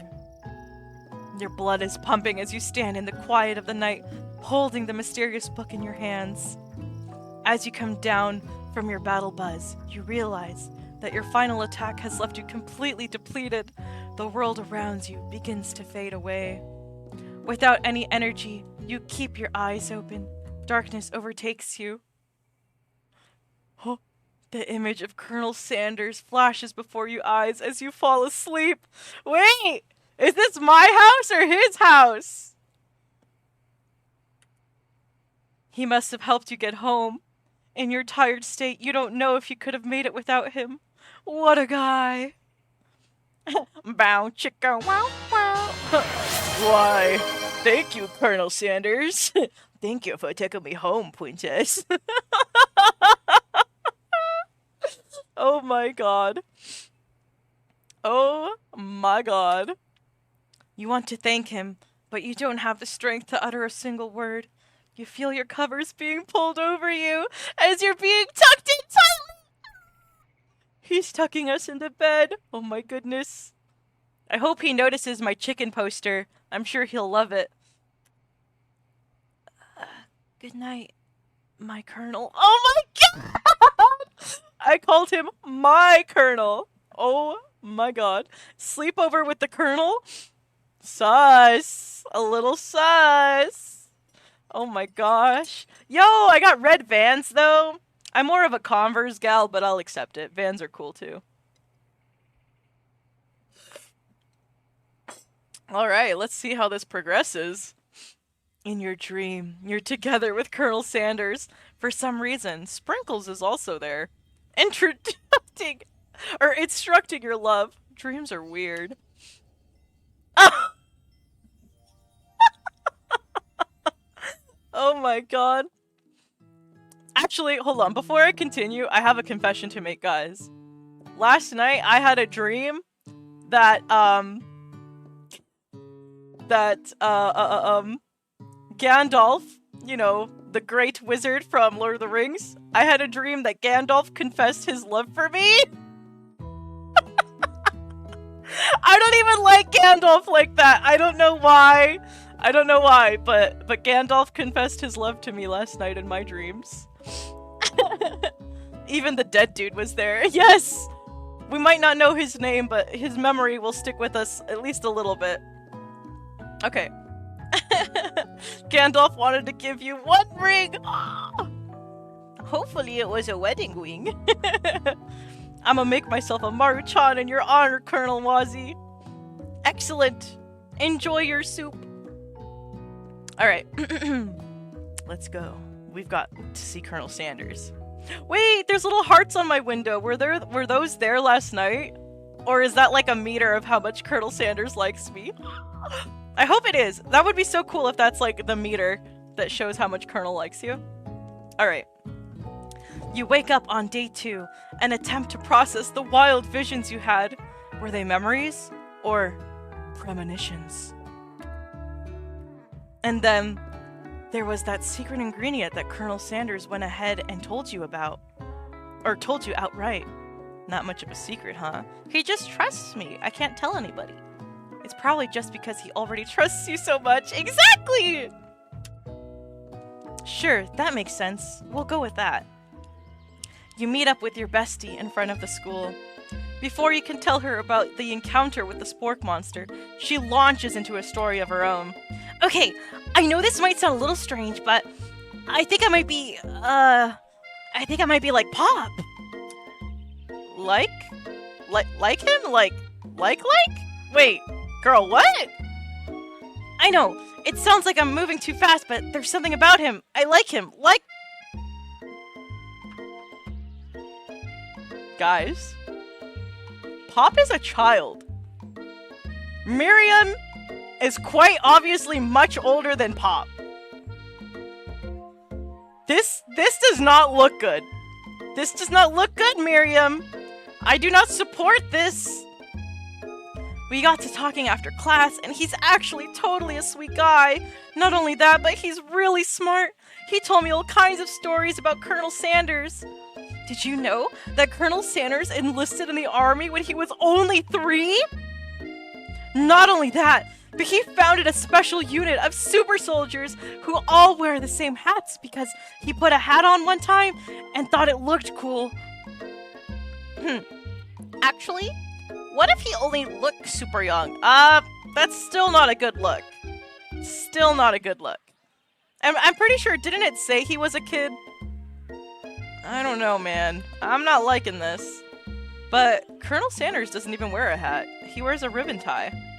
Either way, maybe it'd be best you took it slow with this new boy, like I am with Colonel Sanders. Actually, Miriam, how about you go... I should have picked the robot. I regret everything. You and Colonel Sanders? The coolest guy in school? The most famous student to ever attend University of Cooking School Academy for Learning? You're a thing now? Well, we definitely connected yesterday. Sure you did. That's great. Or, wait, is she being sarcastic or not? I can't tell. You're great. Why wouldn't he be into you, I guess? Wait, is she... I don't know. Laughing at the implication that you and Colonel Sanders might be a thing is definitely not cool. You are great. Okay, so she doesn't believe us, chat. Miriam, not only is she a PDF, she doesn't believe us. She doesn't think we're cool enough for Colonel Sanders. Did Zoolander name this school? I don't know, maybe. You have an idea about how to prove that your love is real. Well, if he's not into me, why did he tell me one of his No! Am I about to fumble? Your bestie's eyes light up. She ain't my bestie. Chat, let it be known, I do not associate myself with Miriam. A secret ingredient? Yeah, I just said that. A secret ingredient. Is there a dramatic echo in here? Miriam checks to make sure you're alone before continuing. So, this summer, while I was on vacation with my family, a lovely man approached me in the botanical garden where I was wandering. Oh god, this can't be good. He told me all about his passion for spices, secret spices. The man even gave me some to show me what he meant. He said it was a powder created from super duper rare dried flower petals, and that if I did him a big favor, he would have, I could have some for my own. Please, Miriam, don't tell me. So I filled my suitcase with them and brought them home. He was so nice. He even met me at the gate when I arrived. Later, when I cooked with them, a strange feeling came over me. The flavor was unlike anything I've ever tasted. I think you're being very liberal with the meaning of spices here. Frickin' liberal. Whatever. Anyhow, we both share an interest in cooking, so we've stayed in touch, you know, like pen pals. I bet he would love to know more about a new spice. I bet it was MSG. Well, I'm definitely not supposed to share Colonel Sanders' secret recipe. And besides, I only know one ingredient, so I doubt it would be much use to anyone. Please, please, please! It would mean the world to me. No one has to know it came from you or from Colonel Sanders. Hell nah! We ain't telling her shit! What do? I ain't telling her anything. We're making up a fake ingredient. We're keeping Colonel's secrets. You quickly think of a fake ingredient name. I don't know. How about... It was Eye of Newt. I know it sounds like some kind of witch's potion, but what can you do? Eye of Newt. Wow! MSG stands for Make Shit Good, Uncle Roger. Her eyes light up, imagining such a thing, and you figure that you've satisfied her curiosity, and she'll move on. However, she immediately turns around and does some thumb typing on her phone that you can't quite see. That's probably not good. Before you can ask her to confirm that she was definitely not texting secrets to other people, you're interrupted. A wind... Oh, there's flower petals! A wind rushes in. Cherry blossom petals fill the air. Oh, King of Aura! He just pulled up to school on a horse? Oh, and a horse with eyelashes. That horse is beautiful. It's Colonel Sanders. He's arriving at school. Stand back and admire his majestic glory, or run to him. I'm gonna stand back and admire his glory. Colonel Sanders' horse is truly a thing of beauty. It is. It really is. Damn. Without ever acknowledging that he's being watched, he does a short horse dance before dismounting with a flourish. He then slaps the beautiful creature gently on its rear, sending it running free into the countryside. Dude makes Piccolo look ordinary. He's the new King of Aura.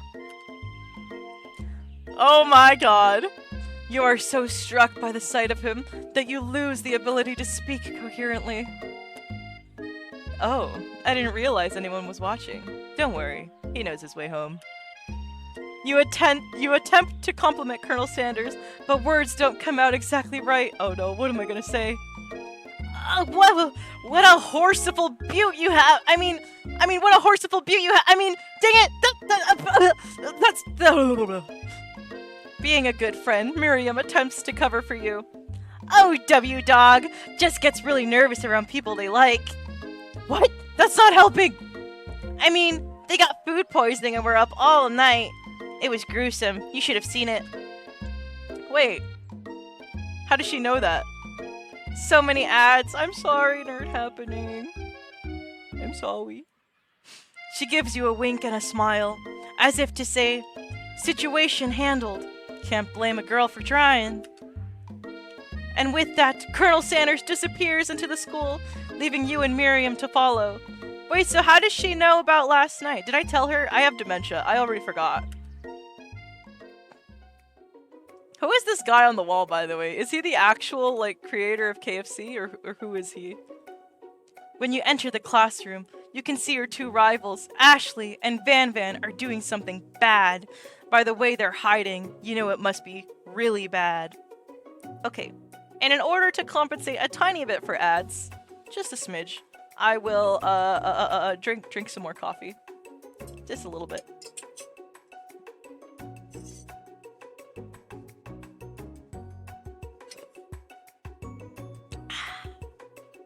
Are you guys enjoying this game so far? I'm actually liking it way more than I thought I would. I thought I was gonna be bored, but I mean, I think it's obvious. You could tell. You can tell I'm having a good time, right? The guy on the wall is not the Colonel, I'm telling. Wait, who is he? Who is the guy on the wall?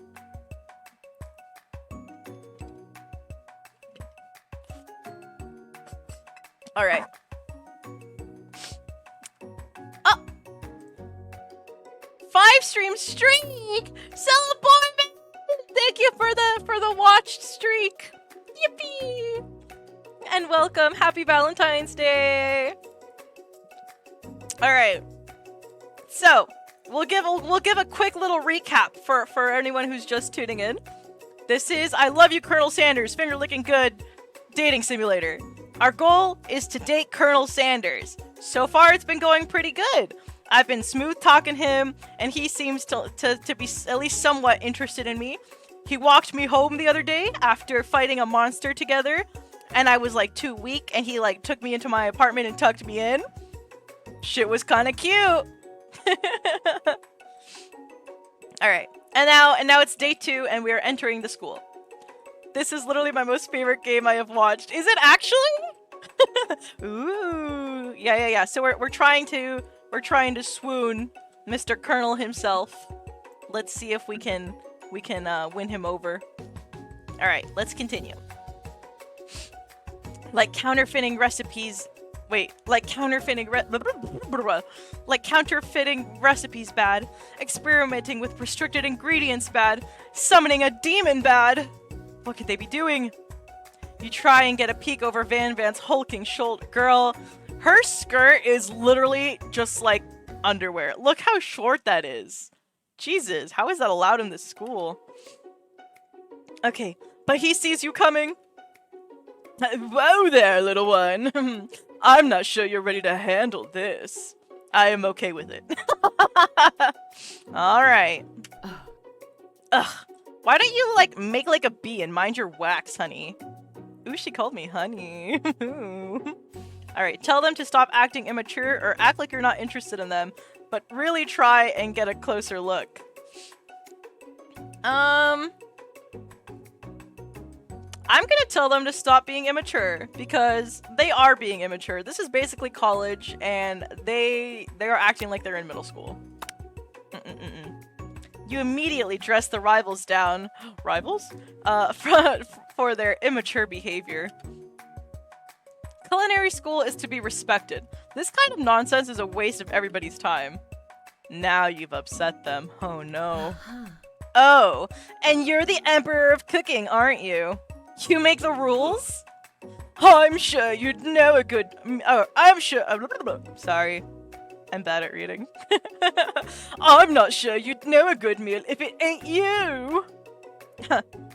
Being the best chef in the world takes more than just culinary skills. It takes creativity. It takes... Panache? Panache? Panache? And it doesn't hurt to use a little evil. You finally get a look at what it was they were hiding, and you instantly recognize it. It's a book, just like the one you found after you encountered the spork monster. That's the same book that I found last night in the quad. Ashley immediately elbows Van, who hides the book behind his back. I don't know what you're talking about. That book is a family heirloom, and its contents are secrets. You notice that they haven't just been studying the book. They've got Pop pinned to the wall, and they're tossing potato skins at him as he tries to catch them in his mouth. Oh, okay. He's trying to catch them in his mouth. It's fine. We're playing.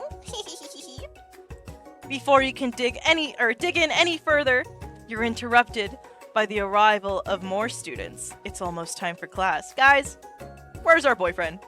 Where's Colonel Sanders? Beep. Clank must be running late.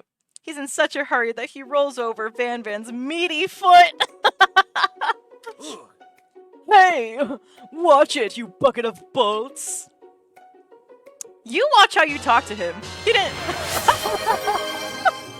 Yeah, you watch how you're talking to him, princess. He didn't do anything. Womp. Who do you think you're talking to? I've never heard such language, not even from a stand mixer. Womp womp. Not fucking Clank going womp womp. No, your mother was a stand mixer. Van jumps to attack Clank, but Clank shocks Van, sending him flying across the room. Protect me, Colonel Sanders. These crazed men are about to come to blows. I think it must be over me. I'm not interested in either of them. Ashley's tone has completely changed in an instant. She bats her eyelashes at Colonel Sanders. Surely he must know that this is a ruse, right? Surely, guys. Words are hard, they are, sorry. I'm using this as a way of training myself to read better. Gentlemen, get a hold of yourselves. Save it for the arena, at least. Or don't. Honestly, what do I care? I've got lofty career aspirations to focus on. Maybe I can help you with your business plan. Just then, Sprinkles arrives to signal the true start of class today. He's panting, which doesn't seem that abnormal. He's a professor, but I mean, he's also a dog, so... Students, please, take your seats. I read good, sorry, goodly. I apologize for my late arrival. I spent the morning chasing a car all around town, and my tiny legs are very, very tired. Oh, our poor professor. He's so cute. But I'm here now, and I hope you're ready to learn. Rub his furry dog belly. He loves it. After he catches his breath, Sprinkles regains control of the classroom. Without further ado, we'll review a global history of my favorite fowl, the chicken! You want to pay attention to the lesson, truly you do. Which is why, in 1776, at the signing of the Declaration of Independence, it was a chicken who first signed their name.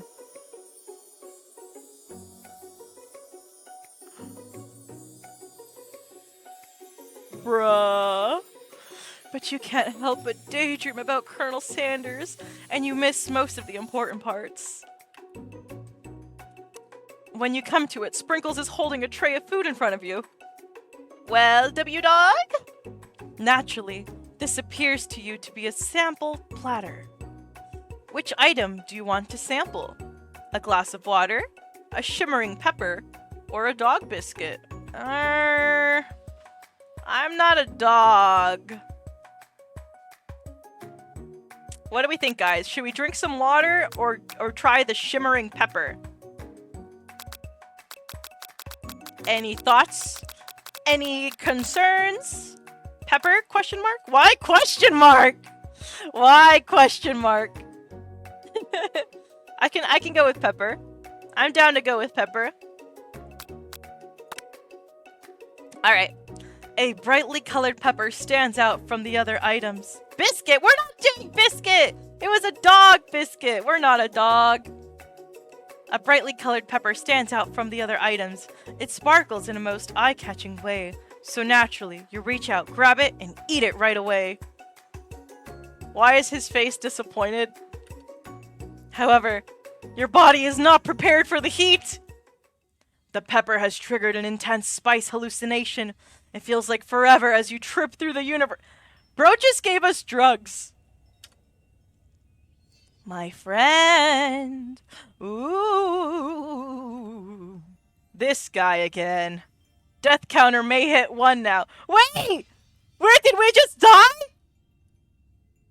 I'm here to give you an important message. Ooh. You must avenge my death and fulfill your destiny. All you must do is... I was saying, to fulfill your destiny, all you must do is... Sorry, I think I've still got some spice stuck in my throat. It's fine, I'll work through... to fulfill... the prophecy! You must! You feel yourself begin to regain consciousness. Oh man. This poor guy. You come to and find everyone is staring at you. Oh, how embarrassing. That pepper was the last of its kind on Earth, and now it's gone. I fucked up. I fucked up. I fucked up. Even in the afterlife, he's ignored. Yeah. Guys, I fucked up big time. I should have ate the dog biscuit. I should have ate the dog biscuit. You think to yourself, geez, I should pay attention better. We all make mistakes. I'm sure he'll forgive you someday. Come on, it's time for lunch. Before anyone can relax, the cafeteria lights dim. and your rivals enter to make a dramatic announcement. Today's lunch will be prepared via timed competitive cook-off. The level of theatrics with these two is off the charts. Alright guys, shall we step up and tell them you're on, or demand that they stop wasting everyone's time?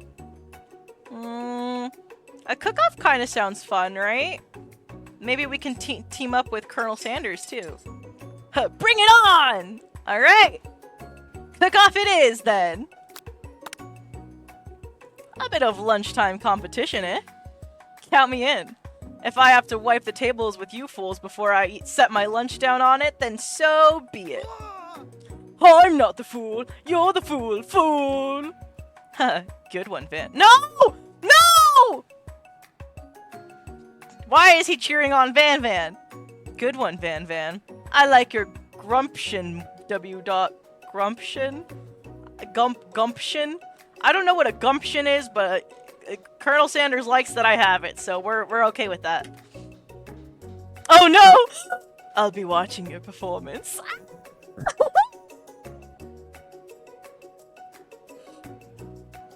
We have to impress him. Just as things reach a boiling point, Sprinkles steps in. Surely he'll put a stop to this madness. Now, students, please settle down. This is a lunchroom, not a sportsing court. Finally, a little sense. You breathe a sigh of relief. At least, not until we turn on the timer! Oh god, timer ready! Wait, is this actually a time challenge? Just then, a huge light blasts you in the face, flashing the words, timer ready. Okay guys, I might have to lock in for this. I'm not sure, we'll see. That's what I'm talking about! Ow! Ow, ow, ow! I stand corrected. I guess we're doing this. Oh no! The hard way builds solidly a foundation of confidence that cannot be swept away. And that's an original quote by me, in case anyone was wondering. I hope its message lifts you to victory. Like a diamond, I was formed under pressure, and now is my chance to shine. I will defeat you myself. We got new music. You had this chicken, and you made mashed potatoes and gravy on day one, and you're feeling like you can really impress him again here. It's time to boil some water for the potatoes. Think fast! If the timer runs down, you'll be forced to pick randomly. Okay. I have to set... Remember, I'm holding chat in my hand. I gotta set you guys down for a second. You guys get to rest from my sweaty grip. Because I think I have to lock in here. Alright. Okay, what temperature does water boil at? Oh no! 100 Celsius? Fahrenheit? Celsius? Celsius? Oh no! Wait, oh, it's right! That's right! But how would you have even gotten into the school without knowing that? Guys, I don't have cooking knowledge! Winner gets to rub my furry belly! Let that enticing offer motivate you. Oh god, oh god, oh god. Oh, you're trying to help me? Oh god, I think there's too much delay for chat to help me. I'm sorry, guys. I think this is... I have to do this on my own. You're going to need to season the chicken before you... No! I don't want to mess up! Oh, you don't know Colonel Sando's recipe exactly, but you have an idea. Okay, how many herbs? He said 11! He said 11! That's right. You might not know all the ingredients yet, but at least you're headed in the right direction. Tail wagging intensifies. Now that you've got some basic steps going, it's time to elevate your craft. What state of mind offers the most flavor? Gratitude, trust, vigilance? Vigilance, trust, trust. That's wrong! No! I'm begging you I'm begging you to get it together. Gratitude. Chat, it's too slow. I can't see your messages before the time ends. Get it? I'm a dog. It's never the wrong time for some dog jokes. Oh my god. I appreciate you guys helping me, but the time challenge, it doesn't let me look at chat. Oh man. Does anyone happen to know what the next question is gonna be? Does anybody know what the next answer will be before I click next? You got this? Oh man. I can't let Colonel Sanders down. Okay, here we go. Next question, guys. Your classmates are rooting for you, but Ashley is simply stronger and faster than you. You'd better pick up the pace if you want to survive. Potatoes! It better be potatoes. No clue, but the next question will be... Oh, yes! Wait! When you were a child, your father told you... Wait, hold on. Oh, no clue what the next question will be. Okay, no worries, no worries. Okay. Your father told you to never forget where you came from. Every day, you meditate on his advice and draw energy from that place. Okay, is that a clue to what the next question will be? Now would be great time to harness that energy. So where does it come from? Shoulder of a small town of big dreams. No! Wait! That's right? Did I click something? This is your shot and you're not going to miss it. I don't think I clicked anything. Ow! You try to shut out the noise of the arena and focus on your cooking. What is the sound of success? Bubbling, sizzling, silence, sizzling? No! That's wrong! Guys, I'm failing! Colonel Sanders isn't gonna love me! Don't make me get the spray bottle! Oh god, this is too stressful. You notice Colonel Sanders out of the corner of your eye. Oh no! Guys, I think he's disappointed! I believe in you, W-Dog! I can't let him down! Guys, this is horrible. He's actually cheering you on! Which would be awesome, except knowing he's watching you makes you totally forget what you're doing. Oh my... Oh, aura farming in the fucking class? And oh my god.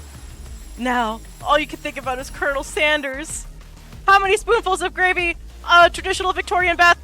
No! What were you thinking? Get your mind back into the competition!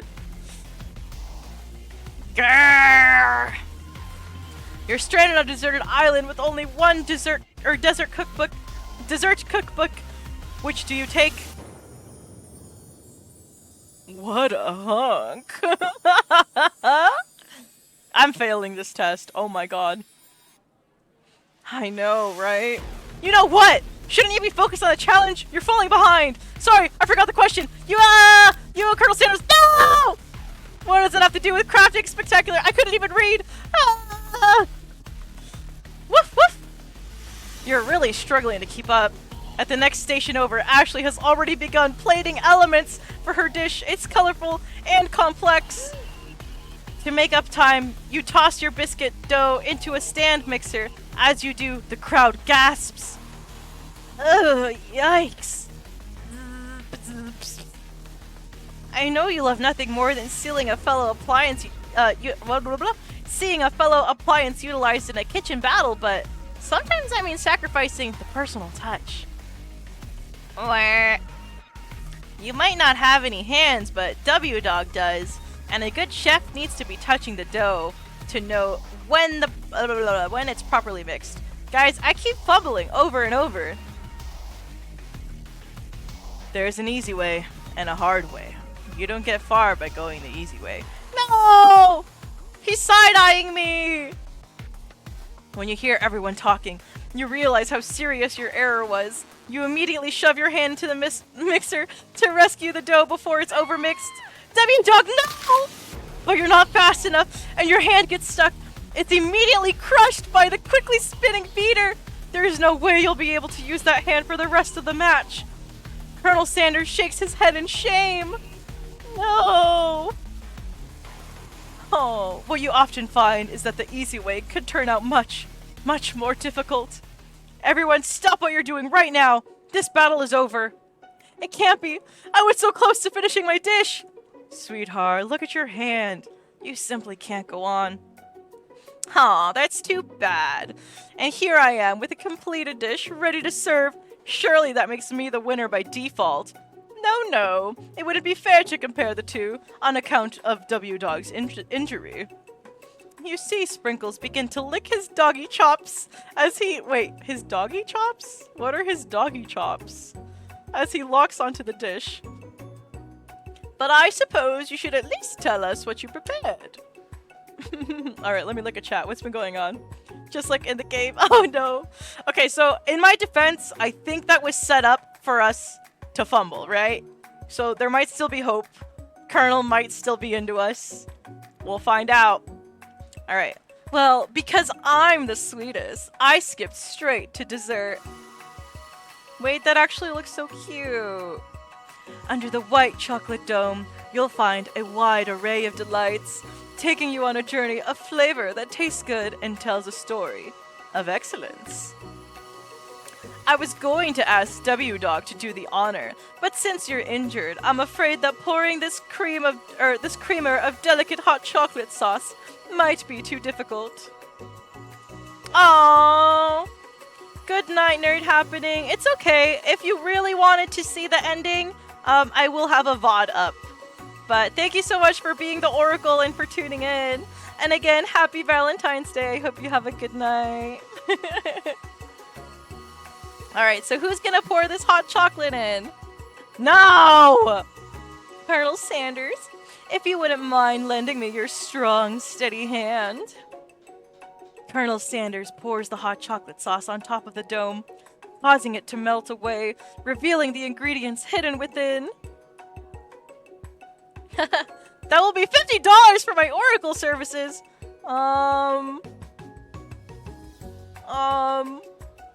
I'm going to hire a lawyer. Inside, wow. Okay, I gotta give it to Ashley. The inside looks fantastic. Are you fucking kidding me? Inside, you'll find a delicate fried cheese croquette, atop a slice of honeycomb, ice cream 2 ways, tender nougat, and pearls of blueberry jelly? Jelly? I don't know, bro. Colonel Sanders seems intrigued, but perhaps not impressed as he dips his finger into the chocolate sauce. He's not impressed, guys! I have a chance! Simplicity isn't your strong suit, is it, Ashley? Oh, you! As he places a sauce-covered finger into his lips, Ashley leans over and whispers something into his ear. A dab of sauce sticks to his mustache. Shall I internalize the rage I feel, or put myself between Colonel Sanders and Ashley? I don't know. I feel like Colonel Sanders can probably stick up for himself, right? So I don't think I have to get in between her. Plus, didn't he call her out and say simplicity wasn't her strong suit? Was that a compliment or a jab? I think he's not into Ashley, so I think I can just internalize my rage. I don't think I have to worry about her. Someone gotta clean the mustache sauce! Well, let's see. Your rage burns so intensely within your eyes that they burst into flames. The flames cause your eyebrows to catch fire and turn to ash! They fall off of your face, which means people will have a hard time understanding your emotions for the rest of the semester. Perhaps forever. Guys, my eyebrows burned off. Embarrassed and ashamed by your poor performance, not to mention your crispy fried brow. Wait! Oh no. I was gonna say Colonel likes crispy, but look at his face. He does not like my brows. I should have just stepped in between. You run for the quad to be alone. The beautiful weather feels like an insult. Inside of you, a storm rages. It's Colonel Sanders. He's probably here to tell you that he and Ashley are in love and that he decided to get married. And he won't even ask you to cater his wedding because you're a terrible chef and an awful person. You try to hide from him, but he approaches you directly. I know you're hurting right now. Not just from the devastating loss, but from the run-in with the mixer and that small fire. We should get it checked out. I'm fine. Can you just leave me alone? I'm a loser. I'm not fit to fill your fryer. I'll never be a master chef. Failure is part of life, not just for you, but for all of us. Do you think I've never failed at anything before? That's exactly what I think, actually. You just You seem so perfect. Well, then think again. I wasn't always the man you see before you. Enrolled in a culinary school, incredibly handsome, successful, motivated. Well, handsome, sure. I was born that way, and I believe it. I believe it. But I've walked other paths and arrived at dead ends. I was passionate about life, but I failed as an obstetrician. Obstetrician? Chat, what is an obstetrician? I was passionate about justice, but I failed as a lawyer. I was passionate about livestock, but I even failed as a mule handler. That one was especially humiliating. Mules can be so cruel. I lost my business partner to a gunfight! Bro, damn! I didn't know. People see my delicate ribbon tie and my well-kept beard and assume that I've got it all together, which is true now, but it hasn't always been that way. Sounds like this guy could really use a hug. I resolved then that I was going to amount to something. No amount of hours, labor, or money could deter me from giving the best I had to give. As Colonel Sanders changes focus, you can see something ignite inside of him. A burning passion. One has to remember that every failure can be a stepping stone to something better. My new dream is pure. It's honest. It's something that a humble man in a crisp white suit can be proud of. I will create a new chain of chicken restaurants that will bring joy to the entire world and make up for my past misdeeds. The music is so good! Yay! When the fuck did this kid get here? Yowza, yowza. Welcome, Latencho! Happy Valentine's Day! Just as your moments grow intimate, you're interrupted by a threatening, shadowy presence.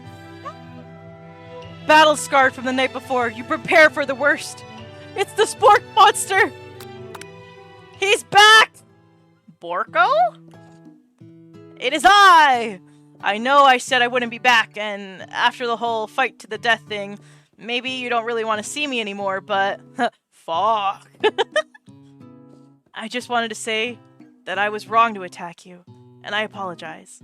I know what it's like having to always look over your shoulder. Monster problems, am I right? Aw, thanks, Borko. I'm glad there's no hard feelings. Getting jumped by a giant creature in the dark of night can really rile a person up, you know. I also want to apologize for the way I switched right into attack mode. I know you're strong, and cooking school can be can put a person under a lot of stress. I actually used to go to the school. I wasn't always a spork monster, you see. I don't believe it. You were human once? Well, no. I was a golden retriever. Oh! But I was still a student, until one day, some mean kids with a magic spell book cast a dark enchantment on me, and I was forever transformed. A magic spell book? Precisely! I had procured a copy for myself, but somewhere along the way I lost it.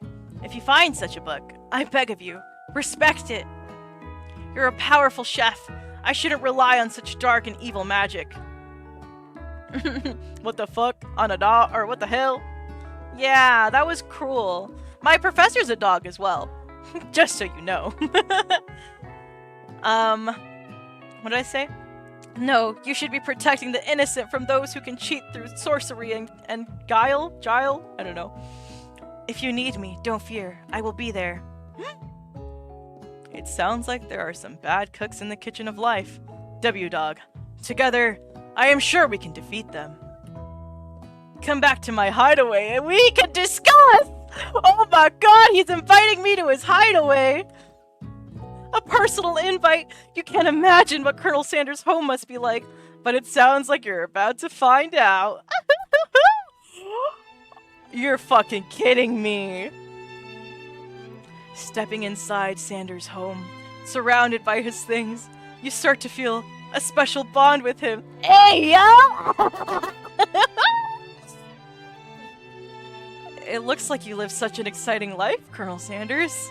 This place is beautiful. Every day can be an adventure if you approach it with the right attitude. Long ago, I made the decision to never stop searching, never stop working, never stop imagining. Have you been working on any new recipes of your own lately? I'm always excited to talk about food with another ambitious chef. Well, there is something. It's just a side dish that I've been tinkering with, trying to find the right balance of flavors and textures. I'm not sure I've nailed it yet, but I'm getting there. I'm close.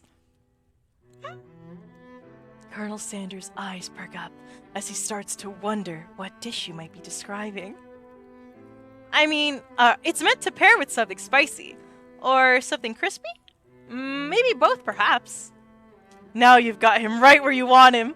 Should you reveal your new creation to him, or keep it a secret just for you? Oh, someone's about to eat!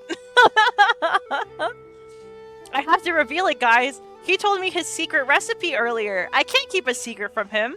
I trust him. You decide that you're as ready as you'll ever be to share your original cooking with Colonel Sanders. Before you can talk yourself out of it, you decide to dive head first. You reach into your lunch bag for a special dish that you've been keeping on ice all day. I present to you my original coleslaw!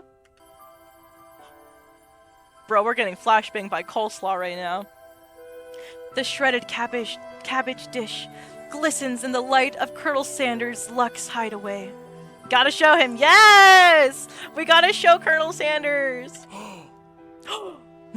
Magnificent! Together, you chow down on the creamy slaw until just a spoonful remains on the bowl. Did you just try to rizz with coleslaw? Try? Oh, honey, I didn't try to rizz. I did rizz. Do you see him? He is captivated by my slaw. Do you mind if I hold on to the last bite? I'd like to have it around so I can admire its taste later and think back on this moment. You could offer to make him more, but he seems like a very sentimental kind of guy. Sure, why not? You can have my slaw any day. Please, make yourself comfortable. I'll be back in a moment. What? Whoa! What's happening? You realize that now would be the perfect time to do some snooping. Around the room are various items that you can look closer at. Each item seems to radiate memories and emotions. Out of context is wild. Someone clip that. Tap on an item to discover more about the Colonel. Ooh! Okay, there's so many things. Okay, I hope we can look at more than one thing. What is this thing on the table? Wait! Why is he on a camel? They were talking about camels earlier. I think I want to check out, the urn. Let's see what's in the urn. I assume it's an urn, or it could just be a pot. A vase, I mean. Let's check it out. It is an urn. You take a closer look at a large urn sitting on a nearby pedestal. There's a plaque on it. It's dusty, but when you wipe it off, you can read the inscription. It says, "Here lie the ashes of all my past careers and business failures." Wait, I actually kind of like that. I feel like it was meant to be funny, but I kind of like that. That's a really nice sentiment to be like, my failures have passed, you know, they're dead. It's only up from here. Poor guy. Tap on an item to discover more. Okay, I'm curious about what this thing on the table is. Let's see. Oh, it's a comb! A lock of silver hair is woven through the teeth of the comb. I don't know, seems hella performative. Hey! It's not performative, this is his home! He wasn't expecting anybody to see it. It's actually quite the opposite of performative. Upon further inspection, you realize that the hair therein isn't just silvery in color. It's actually made of spun silver. His hair It was made out of real silver? Bitch. What? Tap on an item to discover more. I hope we get to look at everything. I'll check out the chicken next. I want to do the view last, but I don't know if I get infinite clicks. You notice a very realistic stuffed chicken sitting on a corner table. When you pick it up, you realize it isn't just realistic, it's real. Bro has a taxidermy chicken? Taxidermy? Must have been important to Colonel Sanders when it was alive. Oh, was it his first chicken? He's creepy, I like it. A creepy guy. A little note clipped on the chicken's foot reads, "The true state bird of the great state of Kentucky." Wait, Colonel Sanders is so silly. The door is opening. I think he's coming back. Stuffed with 11 secret herbs and spices. So true! Okay. Oh, wait. I can explore out there, but I don't want to. I want to keep looking. I'm gonna check out this candle, which I'm gonna guess, guys. This candle is probably gravy scented. Let's find out. A scented candle. You pick it up and try to identify the smell. Power tool? Freshly starched collar? Piece of wood floating in a lake? Summer of '69? No. It's one of the secret recipe ingredients. It's redacted. Tap on an item to discover more about the Colonel. What's this? His gold play button from YouTube? This must be where he keeps the secret recipe. The bite of 87! Oh my goodness. You think for a moment. What number is important to Colonel Sanders? Then it dawns on you. Oh, it's a safe! As soon as you turn the dial to 111111, the safe opens. Inside, you find a single note. Can chicken be prepared sashimi style? Wait, Colonel Sanders is hilarious. Alright, let's check out these pictures. An adorable... Ew! He had a mustache and goatee as a baby. Little baby boy crawls across the floor. From the goatee and the mustache combo he sports, you figure that must be Colonel Sanders himself. That, or maybe it's the drumstick that seems to be waving like a rattle. Who frames a baby picture of just themselves? I think it's sweet. Leave him alone. Probably the same type of person who would make their own face the logo of a company they founded, am I right? Alright, let's check out this camel pic. Wait! The photo appears to be Colonel Sanders, except he's an old man visiting the pyramids of Egypt. Wow! Did Colonel Sanders, canonically like Egypt? Fun fact, when I was a child, I was super obsessed with Egypt and Egyptian culture and gods and stuff. Mythology. Egyptian mythology. Maybe this is where he discovered one of his secret herbs and spices. Let's check out the next one. One of the framed photos shows an old man who looks a bit like Colonel Sanders standing with a friend. They hold fried chicken drumsticks and appear to be cheering them. Did Colonel Sanders build the pyramids? Guys, it's confirmed! Colonel Sanders single-handedly built the pyramids in Egypt. What a guy! You look closely and see that there's a short inscription. I wonder who my friend Pete is. Tap on an item to discover more about the Colonel. Okay, so epic. It looks like we get infinite taps. Let's check out the view. You gaze out the window across the vast lake and mountain range beyond. Oh my god, this guy! Just then, the student... The ghost of student pops up. Are you thinking about heading out into the world on a quest to avenge my death? Wait, what? I never learned your name. Why would I avenge you? I could just tell you my name right now. It's... Can't you see I'm in the middle of something? You open the window and crack... a crack, and the ghost of student is swept out with a breeze. Finally, Yowie! What? Tap on an item to discover more. Alright, looks like our last one is to leave the room. Oh my god! You open the door to Colonel Sanders' closet and find a row of his signature white suits hanging with him. You take one off its hanger and try again. Oh, sorry, try it on. Guys, I'm putting on Colonel Sanders' coat. The jacket is a bit big for you, but it's soft and comfortable. You give yourself a deep hug, breathing in his scent, then say that home is where the heart is. Oh, they say that home is where the heart is. Is this what they meant? Is this my home? Oh no! He's caught me! Before you can look any further, you hear Colonel Sanders returning. He has a new dish that he has been working on, and he wants you to taste it. You try to act casual until he asks why you're wearing his jacket. Oh, I don't usually loan those out, but I must say, it does look good on you. Oh crap, the jacket! You forgot to take it off. You decide that now is your moment and make a big move. Fuck no! Are you kidding me? We still have a whole nother day. You tell him you're cold. You fess up and tell the truth. I think I'm gonna be truthful with him. I'll be truthful. Wait, but if I tell him I'm cold, will he like, you know, like cozy up next to me by the fire? Ooh, decisions.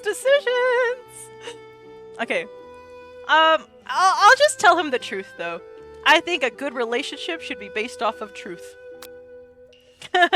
Would look better on the floor, wink. Still a bourbon! Alright, let's tell him the truth. You confess. Oh my god! I knew it! Wait! Oh fuck! I thought I was confessing what I was doing, not confessing my love.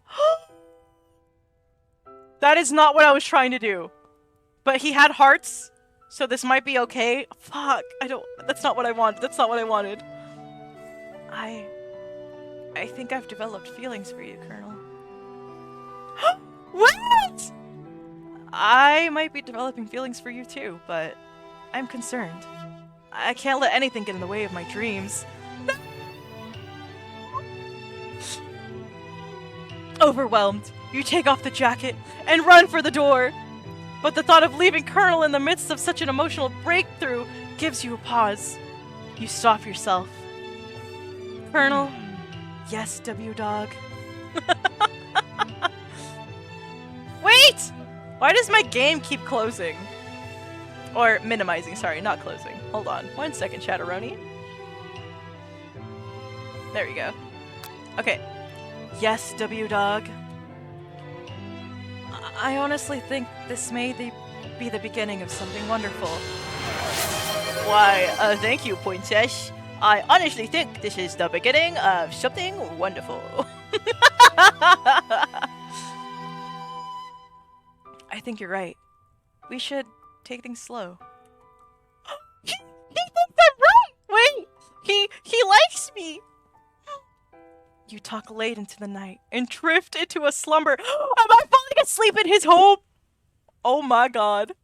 Perfect. Dream sequence! Oh yeah. Oh yeah. Check out the dream. Mr. Ghosty's back yet again. You awake to a beautiful morning in Colonel Sanders' hideaway. I slept over at Colonel Sanders' house. Wow. Let me get a little water. I'm a little parched.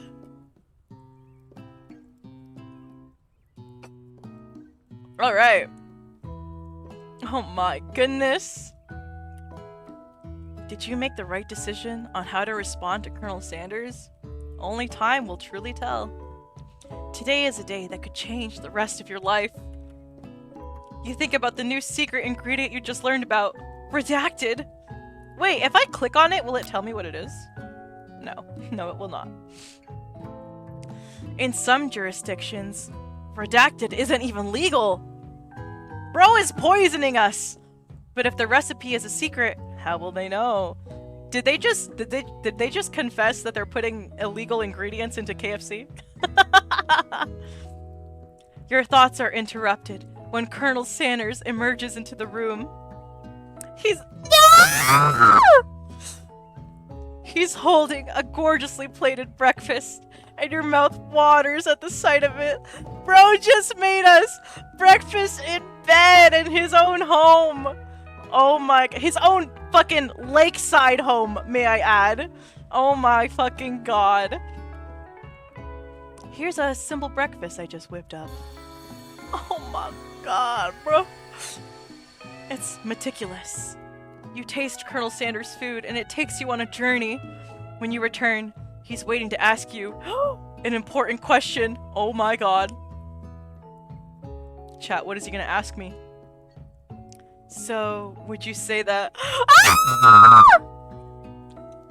Sorry, headphone users.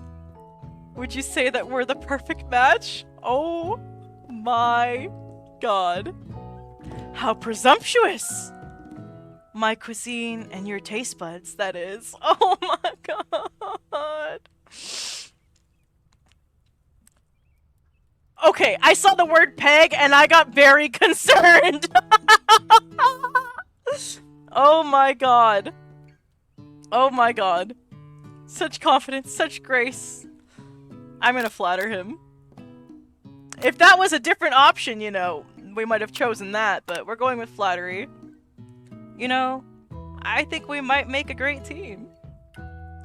A single tear begins to pool in the corner of his eye as he gazes out the window.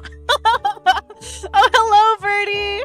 Happy Valentine's Day! I think you came in at a very odd time. Alright. Oh, man. King of Aura. Bro is crying while looking out the window majestically onto the lake. And with the right business partner, I know I can't fail. Does he want me to be his business partner? Business partner? Could he be talking to you? It's all happening so quickly! Overcome with emotion and confused by your feelings, you're on the verge of tears. Unable to speak, the only answer you find is to run out the door and get home. There's still one more day of school after all. The University of Cooking School Academy for Learning waits for no one. You get home to find something very surprising. Your best friend is waiting for you. Where have you been? Because I had one heck of a night, let me tell you. I've been desperate to talk to you about it, but I couldn't find you. I got worried that something happened. It's okay, I was just... But now that it turns out you're fine, I can finally get you up to speed on the saga of Miriam. Sure, but... You will not believe what happened to me after school yesterday. I went on a date! I think I can believe that, actually. That's not too hard to believe. Since I've been partnered up with Pop, he asked me to go out with him!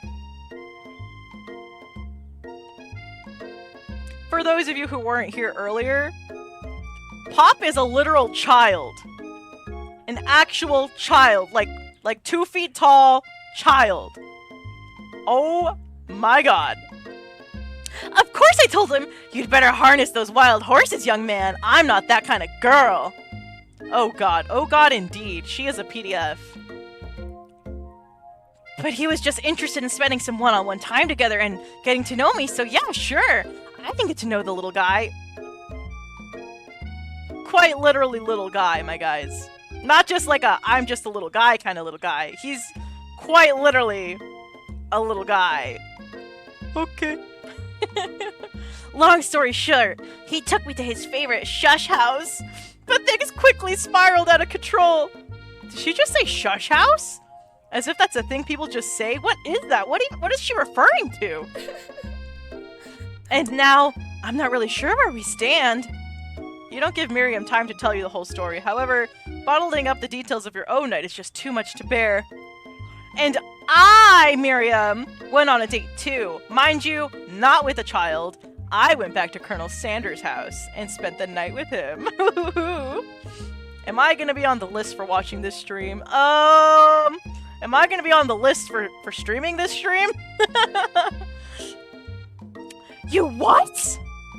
Nothing happened, but the emotional connection was wowzers. I think that's a yowza moment, chat. Chatteroni. I think that's a yowza moment. Miriam tells you to move on from this Colonel Sanders obsession and focus on school. Yowza, yowza! I'm being obsessed with Colonel- if being obsessed with Colonel Sanders is wrong, you don't want to be right. Yowza! After a short argument, you both agree to go your separate ways. Good! I am not trying to be associated with this bitch. When you arrive at school, you encounter your rivals in the quad. Ew! That's him! That's the kid! That's Pop! That's the guy that Miriam went on a date with. That's the guy that Miriam went to a shush house with. Ugh! JoJo, for real. Van Van is, in fact, a JoJo-ass character. I'm already on the list for searching the anime you suggested the other week. What? What are you talking about, Sliborban? I didn't suggest anything. I don't remember what you're talking about. And there's no need to remind us. You can tell from a distance that they're picking on Pop. Though he himself might not quite grasp that fact. See, bro is literally too dumb to even know when he's being picked on. Because he's a child. And he doesn't understand that he's being picked on. And Miriam went on a date with him? My god. Cancel Miriam. Miriam, she's canceled. Go ahead. Because, you know, he's Pop. He's a kid. What's a swirly? It sounds delicious. Oh, it's great. I'll order you one up right away. I'll have my swirly with sprinklers, please. Sprinklers? Sorry, sprinkles. Please. Sprinkles is a dog and a treat. You can't get your swirly dipped too. Or you can get your... What's going on here? Why don't you pick on someone your own size, fucking lamos? Because I'm literally the biggest person in school. There's nobody as big as me. There is that horse that Colonel Sanders rides to school, but who would dare pick on such a gentle and beautiful creature? You've got some nerve, W-Dog, suggesting I pick a defenseless horse. Now you're twisting my words, and I'm not gonna have that. We're not having that today. You clench your fist, but the injury from yesterday's mixer accident makes you wince with pain. Haha, doesn't look like you can go on cooking like that. Might as well just give up. I'll never give up! Colonel Sanders arrives just as it appears things are close to boiling over. A naturally intuitive person, he senses that something's been going on. Is everyone excited for the final day of school? W-Dog, how's that hand feeling? I'm sure you'll be back in fighting form after this afternoon. I like that he supports my violence. Colonel Sanders supports women's rights and women's wrongs. Are you concerned about my hand, Colonel? Yesterday, I almost broke a nail winning so hard. Technically, I don't believe a winner was decided, but your presentation was quite impressive. What is he doing? He's complimenting her! But what about the flavor of my delicate, warm, gooey chocolate sauce? It was, clear that you're passionate about how your food is received. That's a lot of words to say it was bland. Okay, I think we're in the clear, chat. I don't think he likes her. Excuse me, W-Dog. I am more than capable enough to speak for myself. Wait, no! I said that out loud! No! He's mad at me! Maybe you could tell me more of your thoughts as we walk into class, Colonel. I'm always interested in discussing the fine arts of fine food. No! See you inside, W-Dog. No! Massive blunder! Guys, I fumbled! I fumbled! Annoyed by Colonel Sanders' inability to see Ashley for who she is, you walk across the quad to get some distance. In an attempt to distract yourself from how slighted you feel by that interaction with Ashley, you take out the spell book you recovered yesterday and start flipping through the pages. Oh, this could be very bad, guys. Whoa! What's that book? It looks like bad news. Miriam, you're bad news. Oh, it's just something I found lying around. It would appear to have some sort of it would appear to be some sort of grimoire. Grimoire. But I don't really believe in that magic stuff, you know. A grimoire? Like a book of spells? I don't know. Who would spend so much time decorating a magic book if it wasn't really powerful? I can think of one surefire way to find out. You open to a page covered with arcane warnings. Cast only in case of extreme emergencies, it says around the edges of the page. I could use this spell here that says it will erase anyone I choose from all of my memories. If I scrub out Colonel Sanders, it would probably help me focus better on my upcoming final exam. That is way drastic. Drastic. Couldn't you do something else, like anything else? Not rooted in dark magic? Maybe tie a string around your finger? I don't want to hear it from Miriam. She is not the kind of person I would ever take any advice from. Okay, fine. It is drastic, but desperate times call for desperate measures. You've got a memory erasing spell sitting right in front of you, and a pretty good excuse to try it out. Cast the forbidden spell. Don't do it after all. We're not doing it! Are you kidding me? It's not over. I still have a chance. You take your friend's advice. She's not my friend. But I take her advice and put the book away. It's almost time for class. Sprinkles is already in the room, waiting for the students to arrive. This is our teacher, gang. This is our guy. He clears his voice to make a quick announcement. I want you all to know, I feel something of a dog moment coming on. But I assure you, it's nothing to be afraid of. Dog moment. Alright, his cute little nose scrunches up and he begins to breathe quickly. Holy, okay, this game has jumped up 2 grade letters now. Alright, so he must be hungry. Reach for some old homework to give him as a snack. Dogs can be rather unpredictable, especially Sprinkles. Wait to see what happens. I believe we're going to wait. We're going to wait. Okay, Sprinkles stops in his tracks. He focuses in on the window. The room is deadly silent. When you follow he's so cute. When you follow his gaze, you see a tiny orange squirrel perched on the cherry tree outside. Sprinkle turns feral and runs to the window of the classroom. He begins barking uncontrollably at the squirrel outside. Terrence! I told you never to come back here, Terrence! I will destroy you, Terrence! Sprinkles is barking ferociously, drool flying off of his face.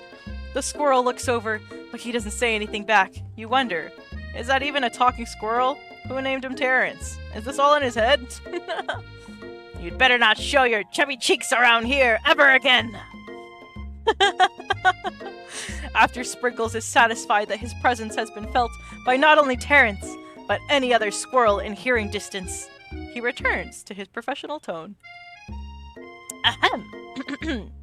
I apologize for the outburst, students. This actually brings up an important point. Thank you, W-Dog, for reminding me to dole out this indispensable bit of wisdom, you see. But before he can go any further, Miriam's love drama spills over into the class. Oh, God! Sprinkles is interrupted by sad whimpering coming from the back of the room. Miriam, I told you to save it for after class. What? I miss you. We went on one date, Pop. And how can you miss me when I'm right here? Pop's voice quivers as he pleads his case to Miriam. See, Pop isn't to blame here. Pop is a victim. He is an innocent child. He doesn't understand that this age gap is not appropriate. But Miriam knows, and now Miriam's getting mad at him. Pop is a victim. Poor Pop, exactly. Pop is a victim. Pop's voice quivers as he pleads his case for Miriam. But every time I blink, you go away again. That's a really cute thing to say. Miriam, what happened between you and Pop? I got her in trouble, and now she's mad at me. I didn't just get in trouble. I got yelled at by Pop's mother, who blames me for him getting banned from every museum we set foot in. I mean, Pop's mother has another reason that she should be mad at you, but, you know, whatever. Oh, so that's what you meant by shush house. Okay, so they went on a date to a museum. Okay, that's so much better. I thought a shush house was something else. Pop, we went on one date. We're over. And it meant so much to me that I made this for you.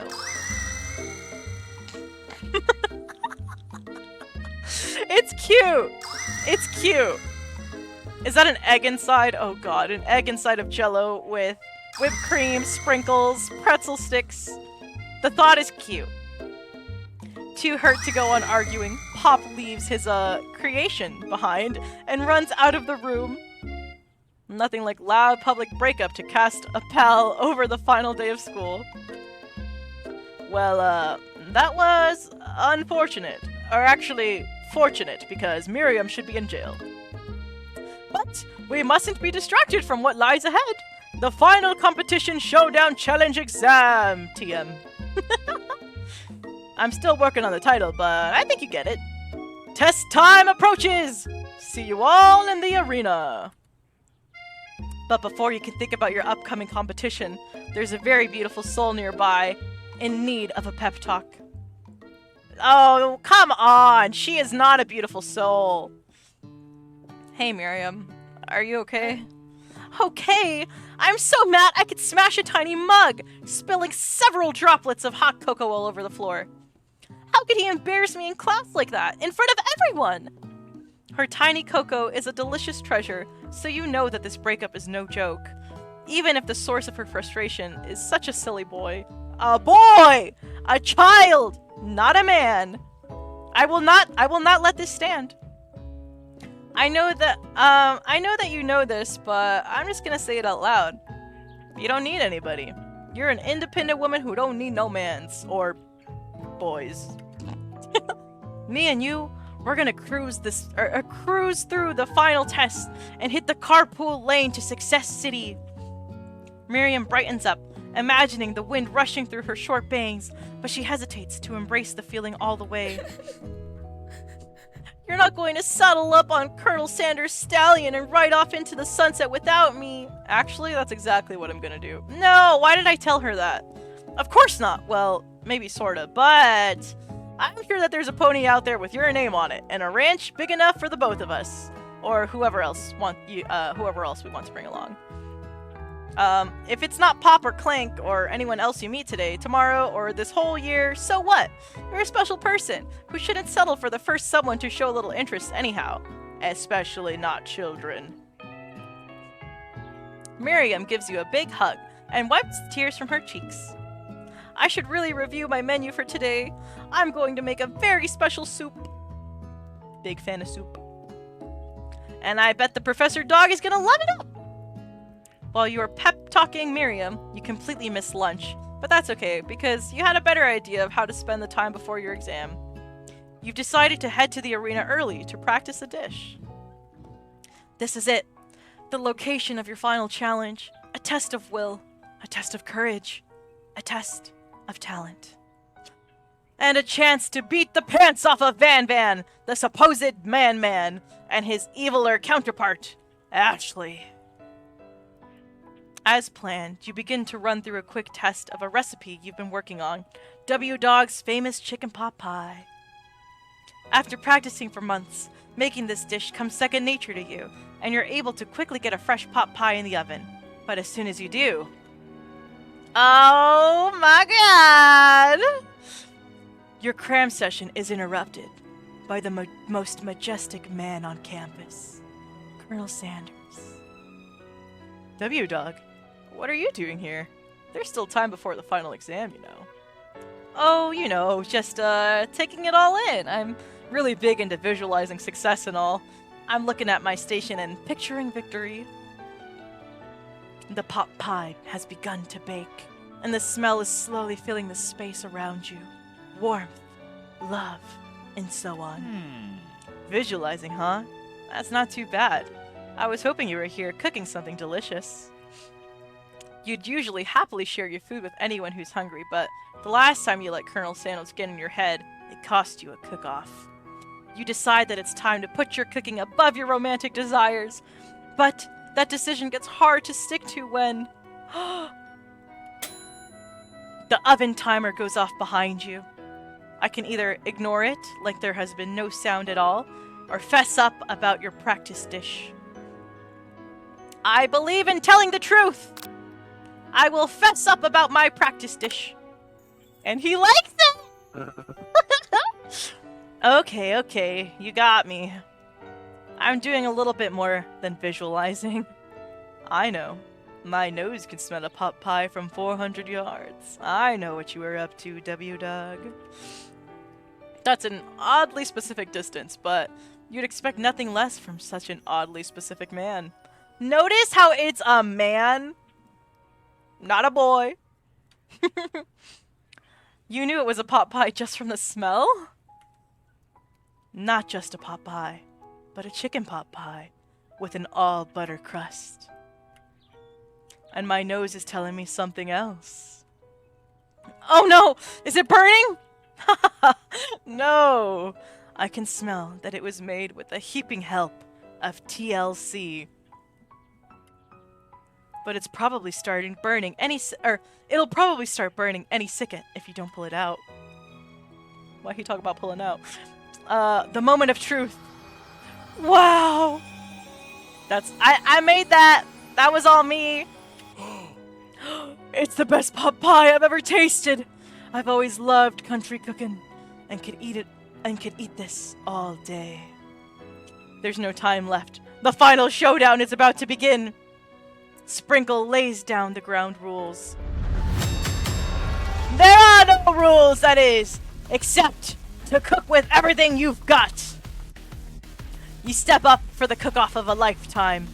You decide that mac and cheese plus the pot pie you've been practicing are just the dishes that'll push you over the edge to victory. Meanwhile, both Van and Ashley are prepping wildly elaborate dishes per their usual over-the-top selves. Miriam has a giant magnifying glass and several sets of tweezers. She's definitely prepared to go big, going small. Colonel Sanders seems to be harnessing his 11 herbs and spices. He's trying to find a way to improve on something perfect. His original recipe, little r, fried chicken. The intensity in the room starts at a full 10 out of 10 with a frenzy of action. Everyone is calling out really cool special cooking moves as they prepare their food. Wow, this is getting serious. Colonel Sanders batters his chicken as it levitates through the air. Wow! Egg wash! Miriam furiously injects ingredients into the itty-bitty pot of broth. Best friend, Buster Blaster! Van flexes his pectorals as he chops open a sea urchin. Let's rock and ride! Oh. Ashley scoops her pastries off the tray with lightning speed. Shallow personality spatula! Even Clake gets into it. Oh my god, he spoke! 5 dial pressure point, chicken cooking technique! Wait, when did Clink learn to speak English? It's the singularity, as was foretold! We mustn't let it happen, or the appliance uprising will take us all! Self-destruct! Van quickly unplugs Clink and rolls him out the back door of the arena. As you frantically prepare your dish, you notice Ashley has her spell book out. She's going to use some dark magic to turn the tide. Are we just gonna ignore the fact that Clink was about to kill us all? You've got a book of your own, and you're desperate not to see her win another battle. Should you take the opportunity to fight magic with magic, even if it's almost certainly evil magic? No, no, no! Colonel Sanders doesn't like it when we do things the easy way. So we're gonna do it the hard way. Who needs magic when you've got passion? I'm going to do it the hard way. Colonel Sanders sees that you've chosen to win on your own terms, and he gives you a subtle wink from across the room. I believe in you, W-Dog. Fight with your heart. Miriam notices too. And I've always believed in you, W-Dog, since we were little kids, because I'm your best friend forever. I'm just gonna let it slide. You turn to notice that Miriam is at your station, cheering for you. Miriam, what about your dish? If you're here cheering, who's cooking? Tiny food, short cook time. I'm actually already done, so I thought I'd come help you. Oh, that's sweet, but... Miriam tosses a handful of spices directly into your boiling noodles! When did I start cooking noodles? I thought I was doing... Oh, mac and cheese noodles, duh. It's the secret ingredient! However, she doesn't know that you lied and the ingredient was made up. And where in the world did she even get Eye of Newt from? The boiling pot explodes, sending Miriam flying backwards. The watery noodles begin to swirl in the air, bubbling up in a dark cloud that thickens and congeals before your very eyes. It is I, Steve, the Spork Monster. Steve? Wait, what happened to Borko? You're not here to battle me, are you? We Spork Monsters are many. I think Borko had the day off. But you have conjured Steve, and I hate to battle. So I'd say you're doing pretty alright. Oh hey, you're in the middle of cooking competition. I love this stuff. It's better than TV. You crazy kids and your culinary skills really impress me. Mind if I hang out? I'm sorry, Steve, but I'm kind of in the middle of something. Do you mind? Maybe, like, take a few steps back, you know? Steve, the Spork Monster, notices that you've got the grimoire stashed beneath your cookie station. No! He's gonna think that I'm evil! I see what you're up to. Crisscross some magical items and accidentally summon me, huh? What? You guessed it, sorta. I mean, you're here. Would you mind tossing some fresh noodles in a pot of salted water for me? Like, I mean, if you're gonna just stand there. Oh, I'd love to. I've always wanted to be a top chef. Actually, you know, when I was just a little spork pup back in the old country. You can feel Spork Monster winding up to tell a very long and involved story. You don't know exactly where they came from, but it seems like it was probably lonely there. Actually, you know what? Maybe you should watch from the stands. I really need to focus on this competition. It's kind of my final exam. You could just cheer me on from over there. I understand. It's kind of like that time in monster school that I had fallen asleep during scare tactics class, and when I woke up, you toss a serious stare at Steve, and he takes the hint. Never mind. I'll tell you later. Good luck! Having suffered this huge setback, you don't know how you could ever win! You summon extra power from the deep dawn within yourself, or you give up and drop out of culinary school. We're not giving up! Who do they think we are? I can do this. I have what it takes. I came here to win. Your hair turns or what? Extra power! Your hair turns mac and cheese orange as culinary energy flows through your body. My heart is pure. My hands are steady. My taste buds have been preparing entire lives for this. The ghost of student. Yes, W-Dog. You are the chosen one! Avenge me! The power you've been summoning immediately fades back out. You interrupted my inspiring monologue! Oh, sorry. My heart is pure. My hands are steady. My taste buds have been preparing their entire lives for this moment. I will show the world my cookery. You begin to levitate off the ground. Energy courses through your body. You know that with this power, you can do anything except turn back time, which would be super useful, but because, well, you know, powering up your chicken pot pie overcooked in the oven and it can't be served, so you're kind of fumbling over and over again. Fuck! But don't worry, dear W-Dog.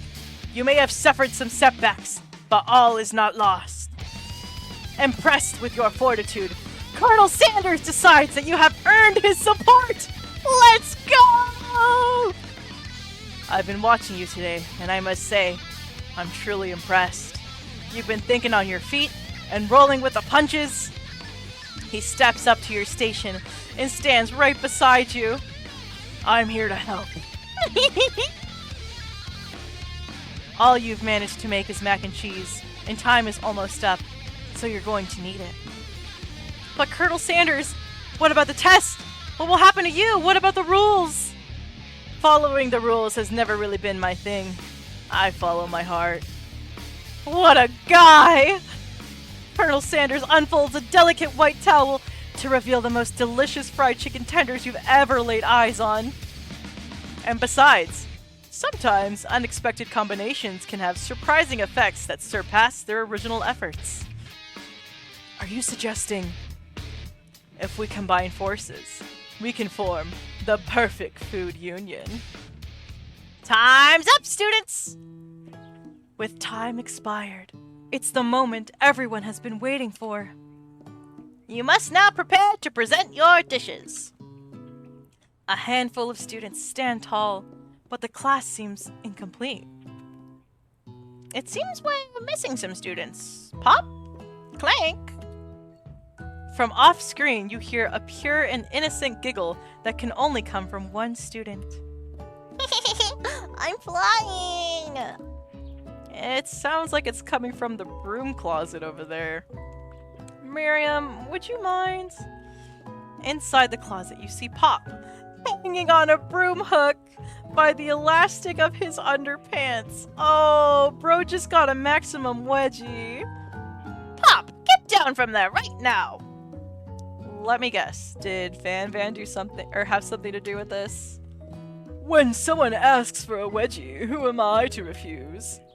I thought a wedgie was a salad. It looks like Pop is eliminated from the challenge, seeing as he didn't cook anything. I can't feel my legs. May I be excused? Sure, Pop. You kids and your pranks. I must say, it's not the worst prank in the UCSAL history, but it's not exactly yearbook material. Wait a second. Pranks? Pranks? Clank?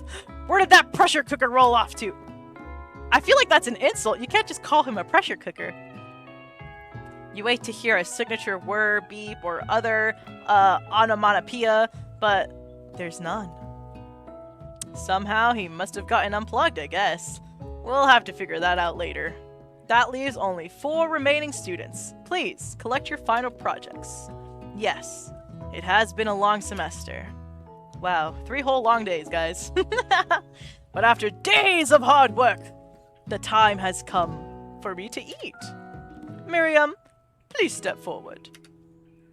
Now, describe your dish to us, Miriam. I've made tender udon noodles in savory soup, but tiny. That looks really cute. My word, it's so delicate. Is that a teeny tiny Narutomaki? I spy afloat in the itsy bitsy bowl? Yes, chef. Please, call me Sprinkles. Chef is my father's name. Yes, Sprinkles! And some green tea made from baby tea leaves that I picked myself. Sprinkles carefully sniffs around the dish before opening his mouth and letting just the tip of the pink dog tongue dip into the bowl. Sublime! Would anyone else like a taste? Oh, come on. I'm not one of those dogs who doesn't floss. I even have a really cute electric toothbrush for dogs. Fine. I'll enjoy it all by myself. And in a flash, the entire meal has been devoured. Not that it took much, but it was less than a thimble's worth of soup. A+!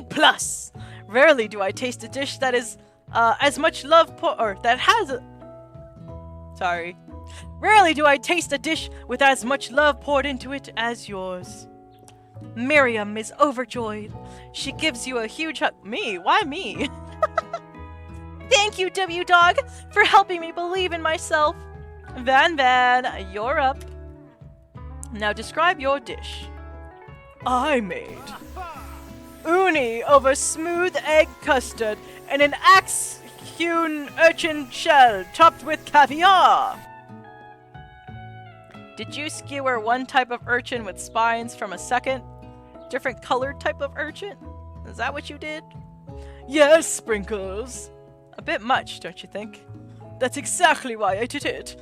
A bit much is kind of my brand. Doesn't it look cool? Sprinkles leans in to sniff the uni, but he can't get his nose close on account of all the spikes. He begins to paw at it erratically, causing the custard to slosh around. Woof woof! Please be gentle with my cuisine. Finally, Sprinkles goes all in, tongue first, but he can't get past all the needles. He reels back as his tongue is poked and prodded. Woof woof, just like Haz. Yes, just like Haz. Youch! My tongue! The professor appears to be having an allergic reaction. I can't eat this. It keeps poking my tongue. Disqualified! A stunning turn of events. Who would have thought that serving food in a bowl made of needles could make it difficult to eat? Oh, Van. Dejected, Van does not go gentle into the night. Disqualified! For glamour! Don't discount symbology! This isn't the last you've heard of me! Before first forcing us to endure his swollen tongue for another moment, Sprinkle gracefully laps at a bowl of milk. I know. Yeah, I'm a dog and I drink milk. Get over it. Sometimes it helps calm my agitated tongue. Next student, Ashley! It's time to step up. Now describe your dish. I made orange blossom Turkish delight in a light rosewater syrup, topped with French meringue and connected by sugar glass. God damn. Listen, I don't like Ashley, but damn can she make a dessert. Holy moly. That actually doesn't sound too bad. Indeed, it's quite delightful. However, I'd ask that you please refrain from eating it or attempting to taste it in any way. It's very fragile and meant to be a display piece. Don't eat the food. It's cooking school. God, Ashley. Got toast in your ears or something, W-Dog? I told you, it's a display piece. Ashley, I must say, it is beautiful. However, this is a cooking competition at a cooking school. Yeah, which is why I cooked it and did extremely good job cooking it. I didn't realize that we were having an eating exam. If I wanted to be judged on eating, I'd go to the College of Eating School for the hungry. I suppose you could smell it if you absolutely insist. But don't breathe too hard. You might disrupt the sugar spiral. If the food cannot be eaten, it cannot be judged. You are disqualified! Rage overtakes Ashley, and finally, she cannot keep her two-faced routine up. You wouldn't know high-end cuisine if it cooked you! And with that, Ashley storms off to rededicate herself to being the best, but this time without being shackled by trying to be fake nice and liked by people. This isn't the last you've heard of me either. If this class gets much smaller, I'll be teaching myself. You and Colonel Sanders, the final cooks, step forward. 2 chefs? Wow! What began as a bowl of delicious mac and cheese has become something else. Oh my god! He examines it closely, sniffing and eyeing the bowl. Uh-oh. I don't have a good feeling about this. From somewhere in the room, a literal drum roll plays. Just when I thought I've seen everything in this kitchen, you give me this? This thing? completely blow me away! In my 49 dog years of life, I have never tasted anything so delicious and perfectly balanced.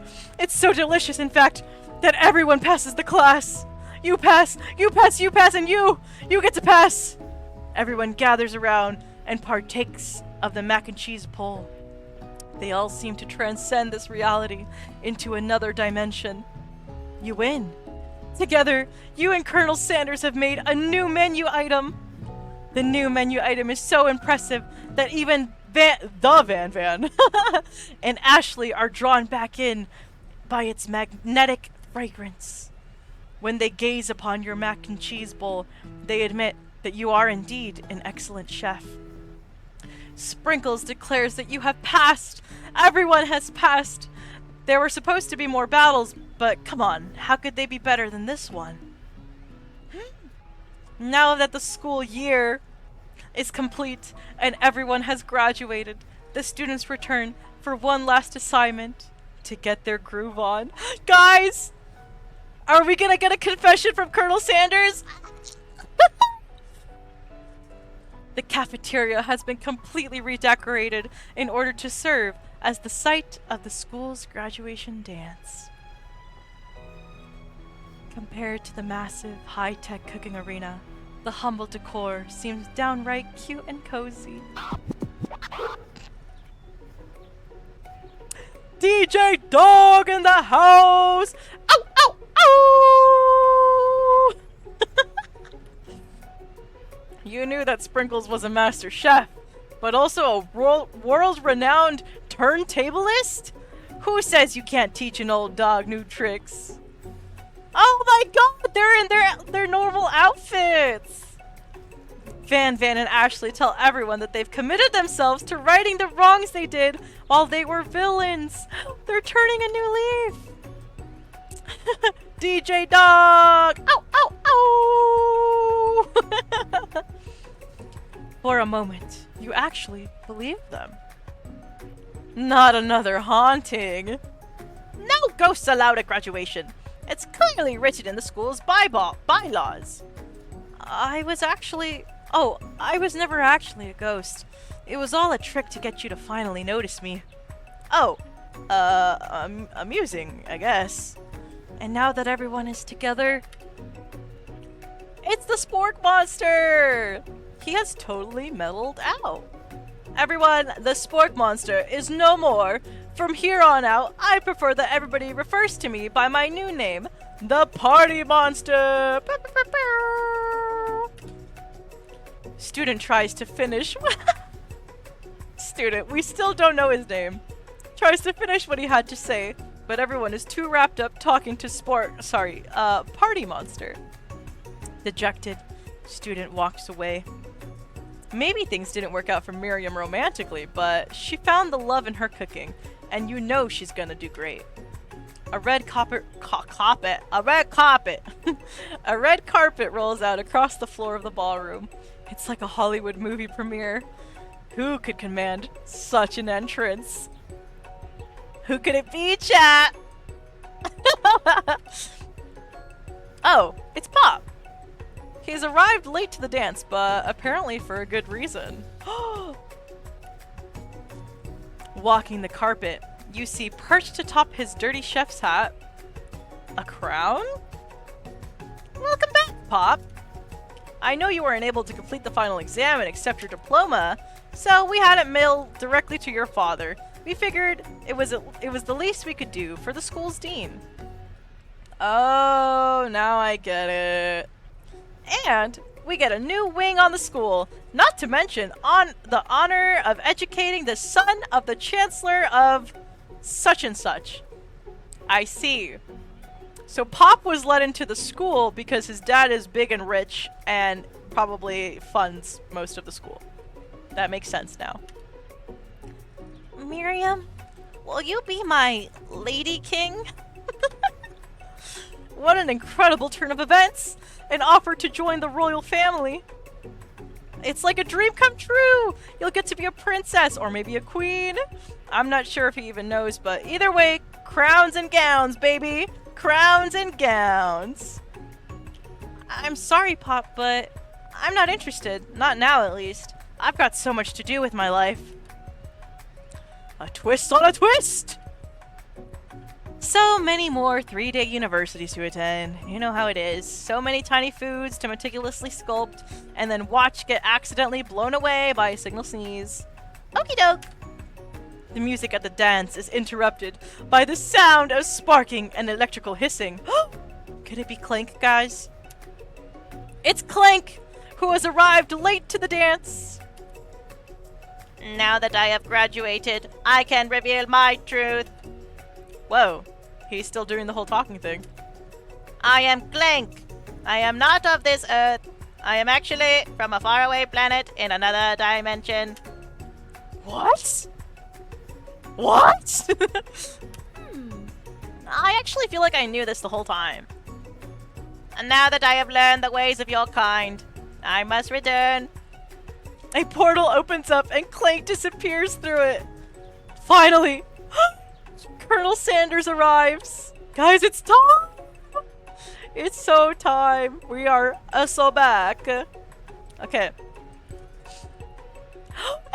And he's in casual wear. He's in just a t-shirt and jeans. What a guy. Howdy, classmates. Just like the first day you met him, he has come prepared to feed the entire class. However, it's not enough to just give them a bucket of chicken. What are we getting this time, guys? It's time.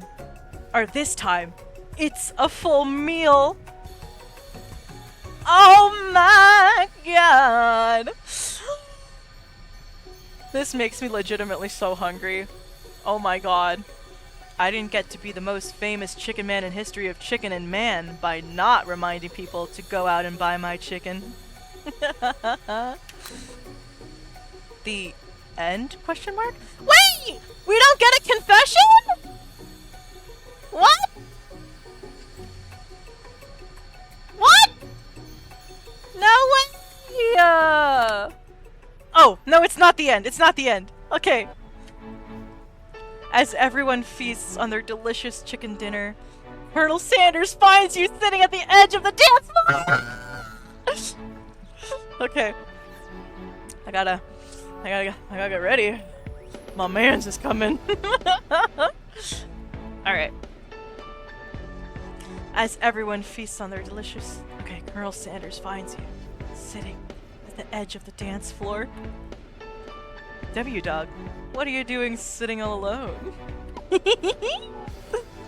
Oh, you know, just waiting for the right person to ask me to dance, I guess. I wonder, might you tell me, what are the qualities that you would expect to find in such a lucky person? Off the top of my head, I don't know.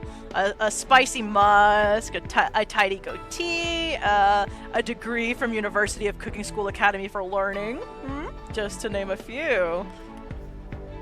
Ah, well then it truly is my lucky day. Would you dance with me? I would love to! Yes, yes, yes. As you glide across the dance floor, hand in hand with Colonel Sanders, the future stretches out in front of you. And once my 100th franchise is up and running, I'll be ready to take a day off. And I'll be so glad to spend it together with you, W-Dog. How sweet. We'll work together and play together. Colonel Sanders stops dead in his tracks. Work together? Well, I think this is something I'll just need to do by myself. He doesn't want me to be his work partner? What? But who will help you run your restaurants? I don't believe I need help. Besides, based on your time at the school here, do you really think running restaurants is the best path forward? Could it be? You found a love connection but failed to earn Colonel Sanders' respect as a chef? Can you live with only half of him? Will you be able to endure sharing him with his other love? The life of an entrepreneur? I suppose I could enroll at a pastry school. Oh, my dear Wazzy. I'm sure that you'll find your place eventually. And along the way, you'll have me by your side. The end.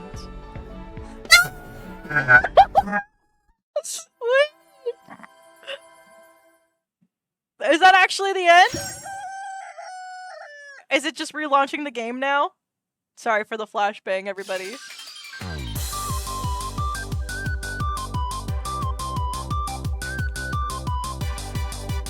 Oh my god!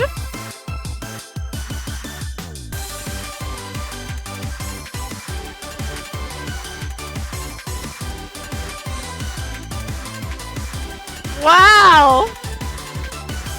What a guy! Yay! We did it, chat! We got to date Colonel Sanders! Wowzers. That game absolutely surpassed my expectations. That was so much fun. I was not expecting that at all, especially because this game is free, guys. You literally can just download this for free. That was so much fun. That was so much fun. Oh my goodness. Did you guys have fun? Did you guys enjoy that? I feel so good inside now. Colonel Sanders was complimenting me, and he said that no matter what path I take in life, he's gonna be by my side. Oh my god. Such a good game.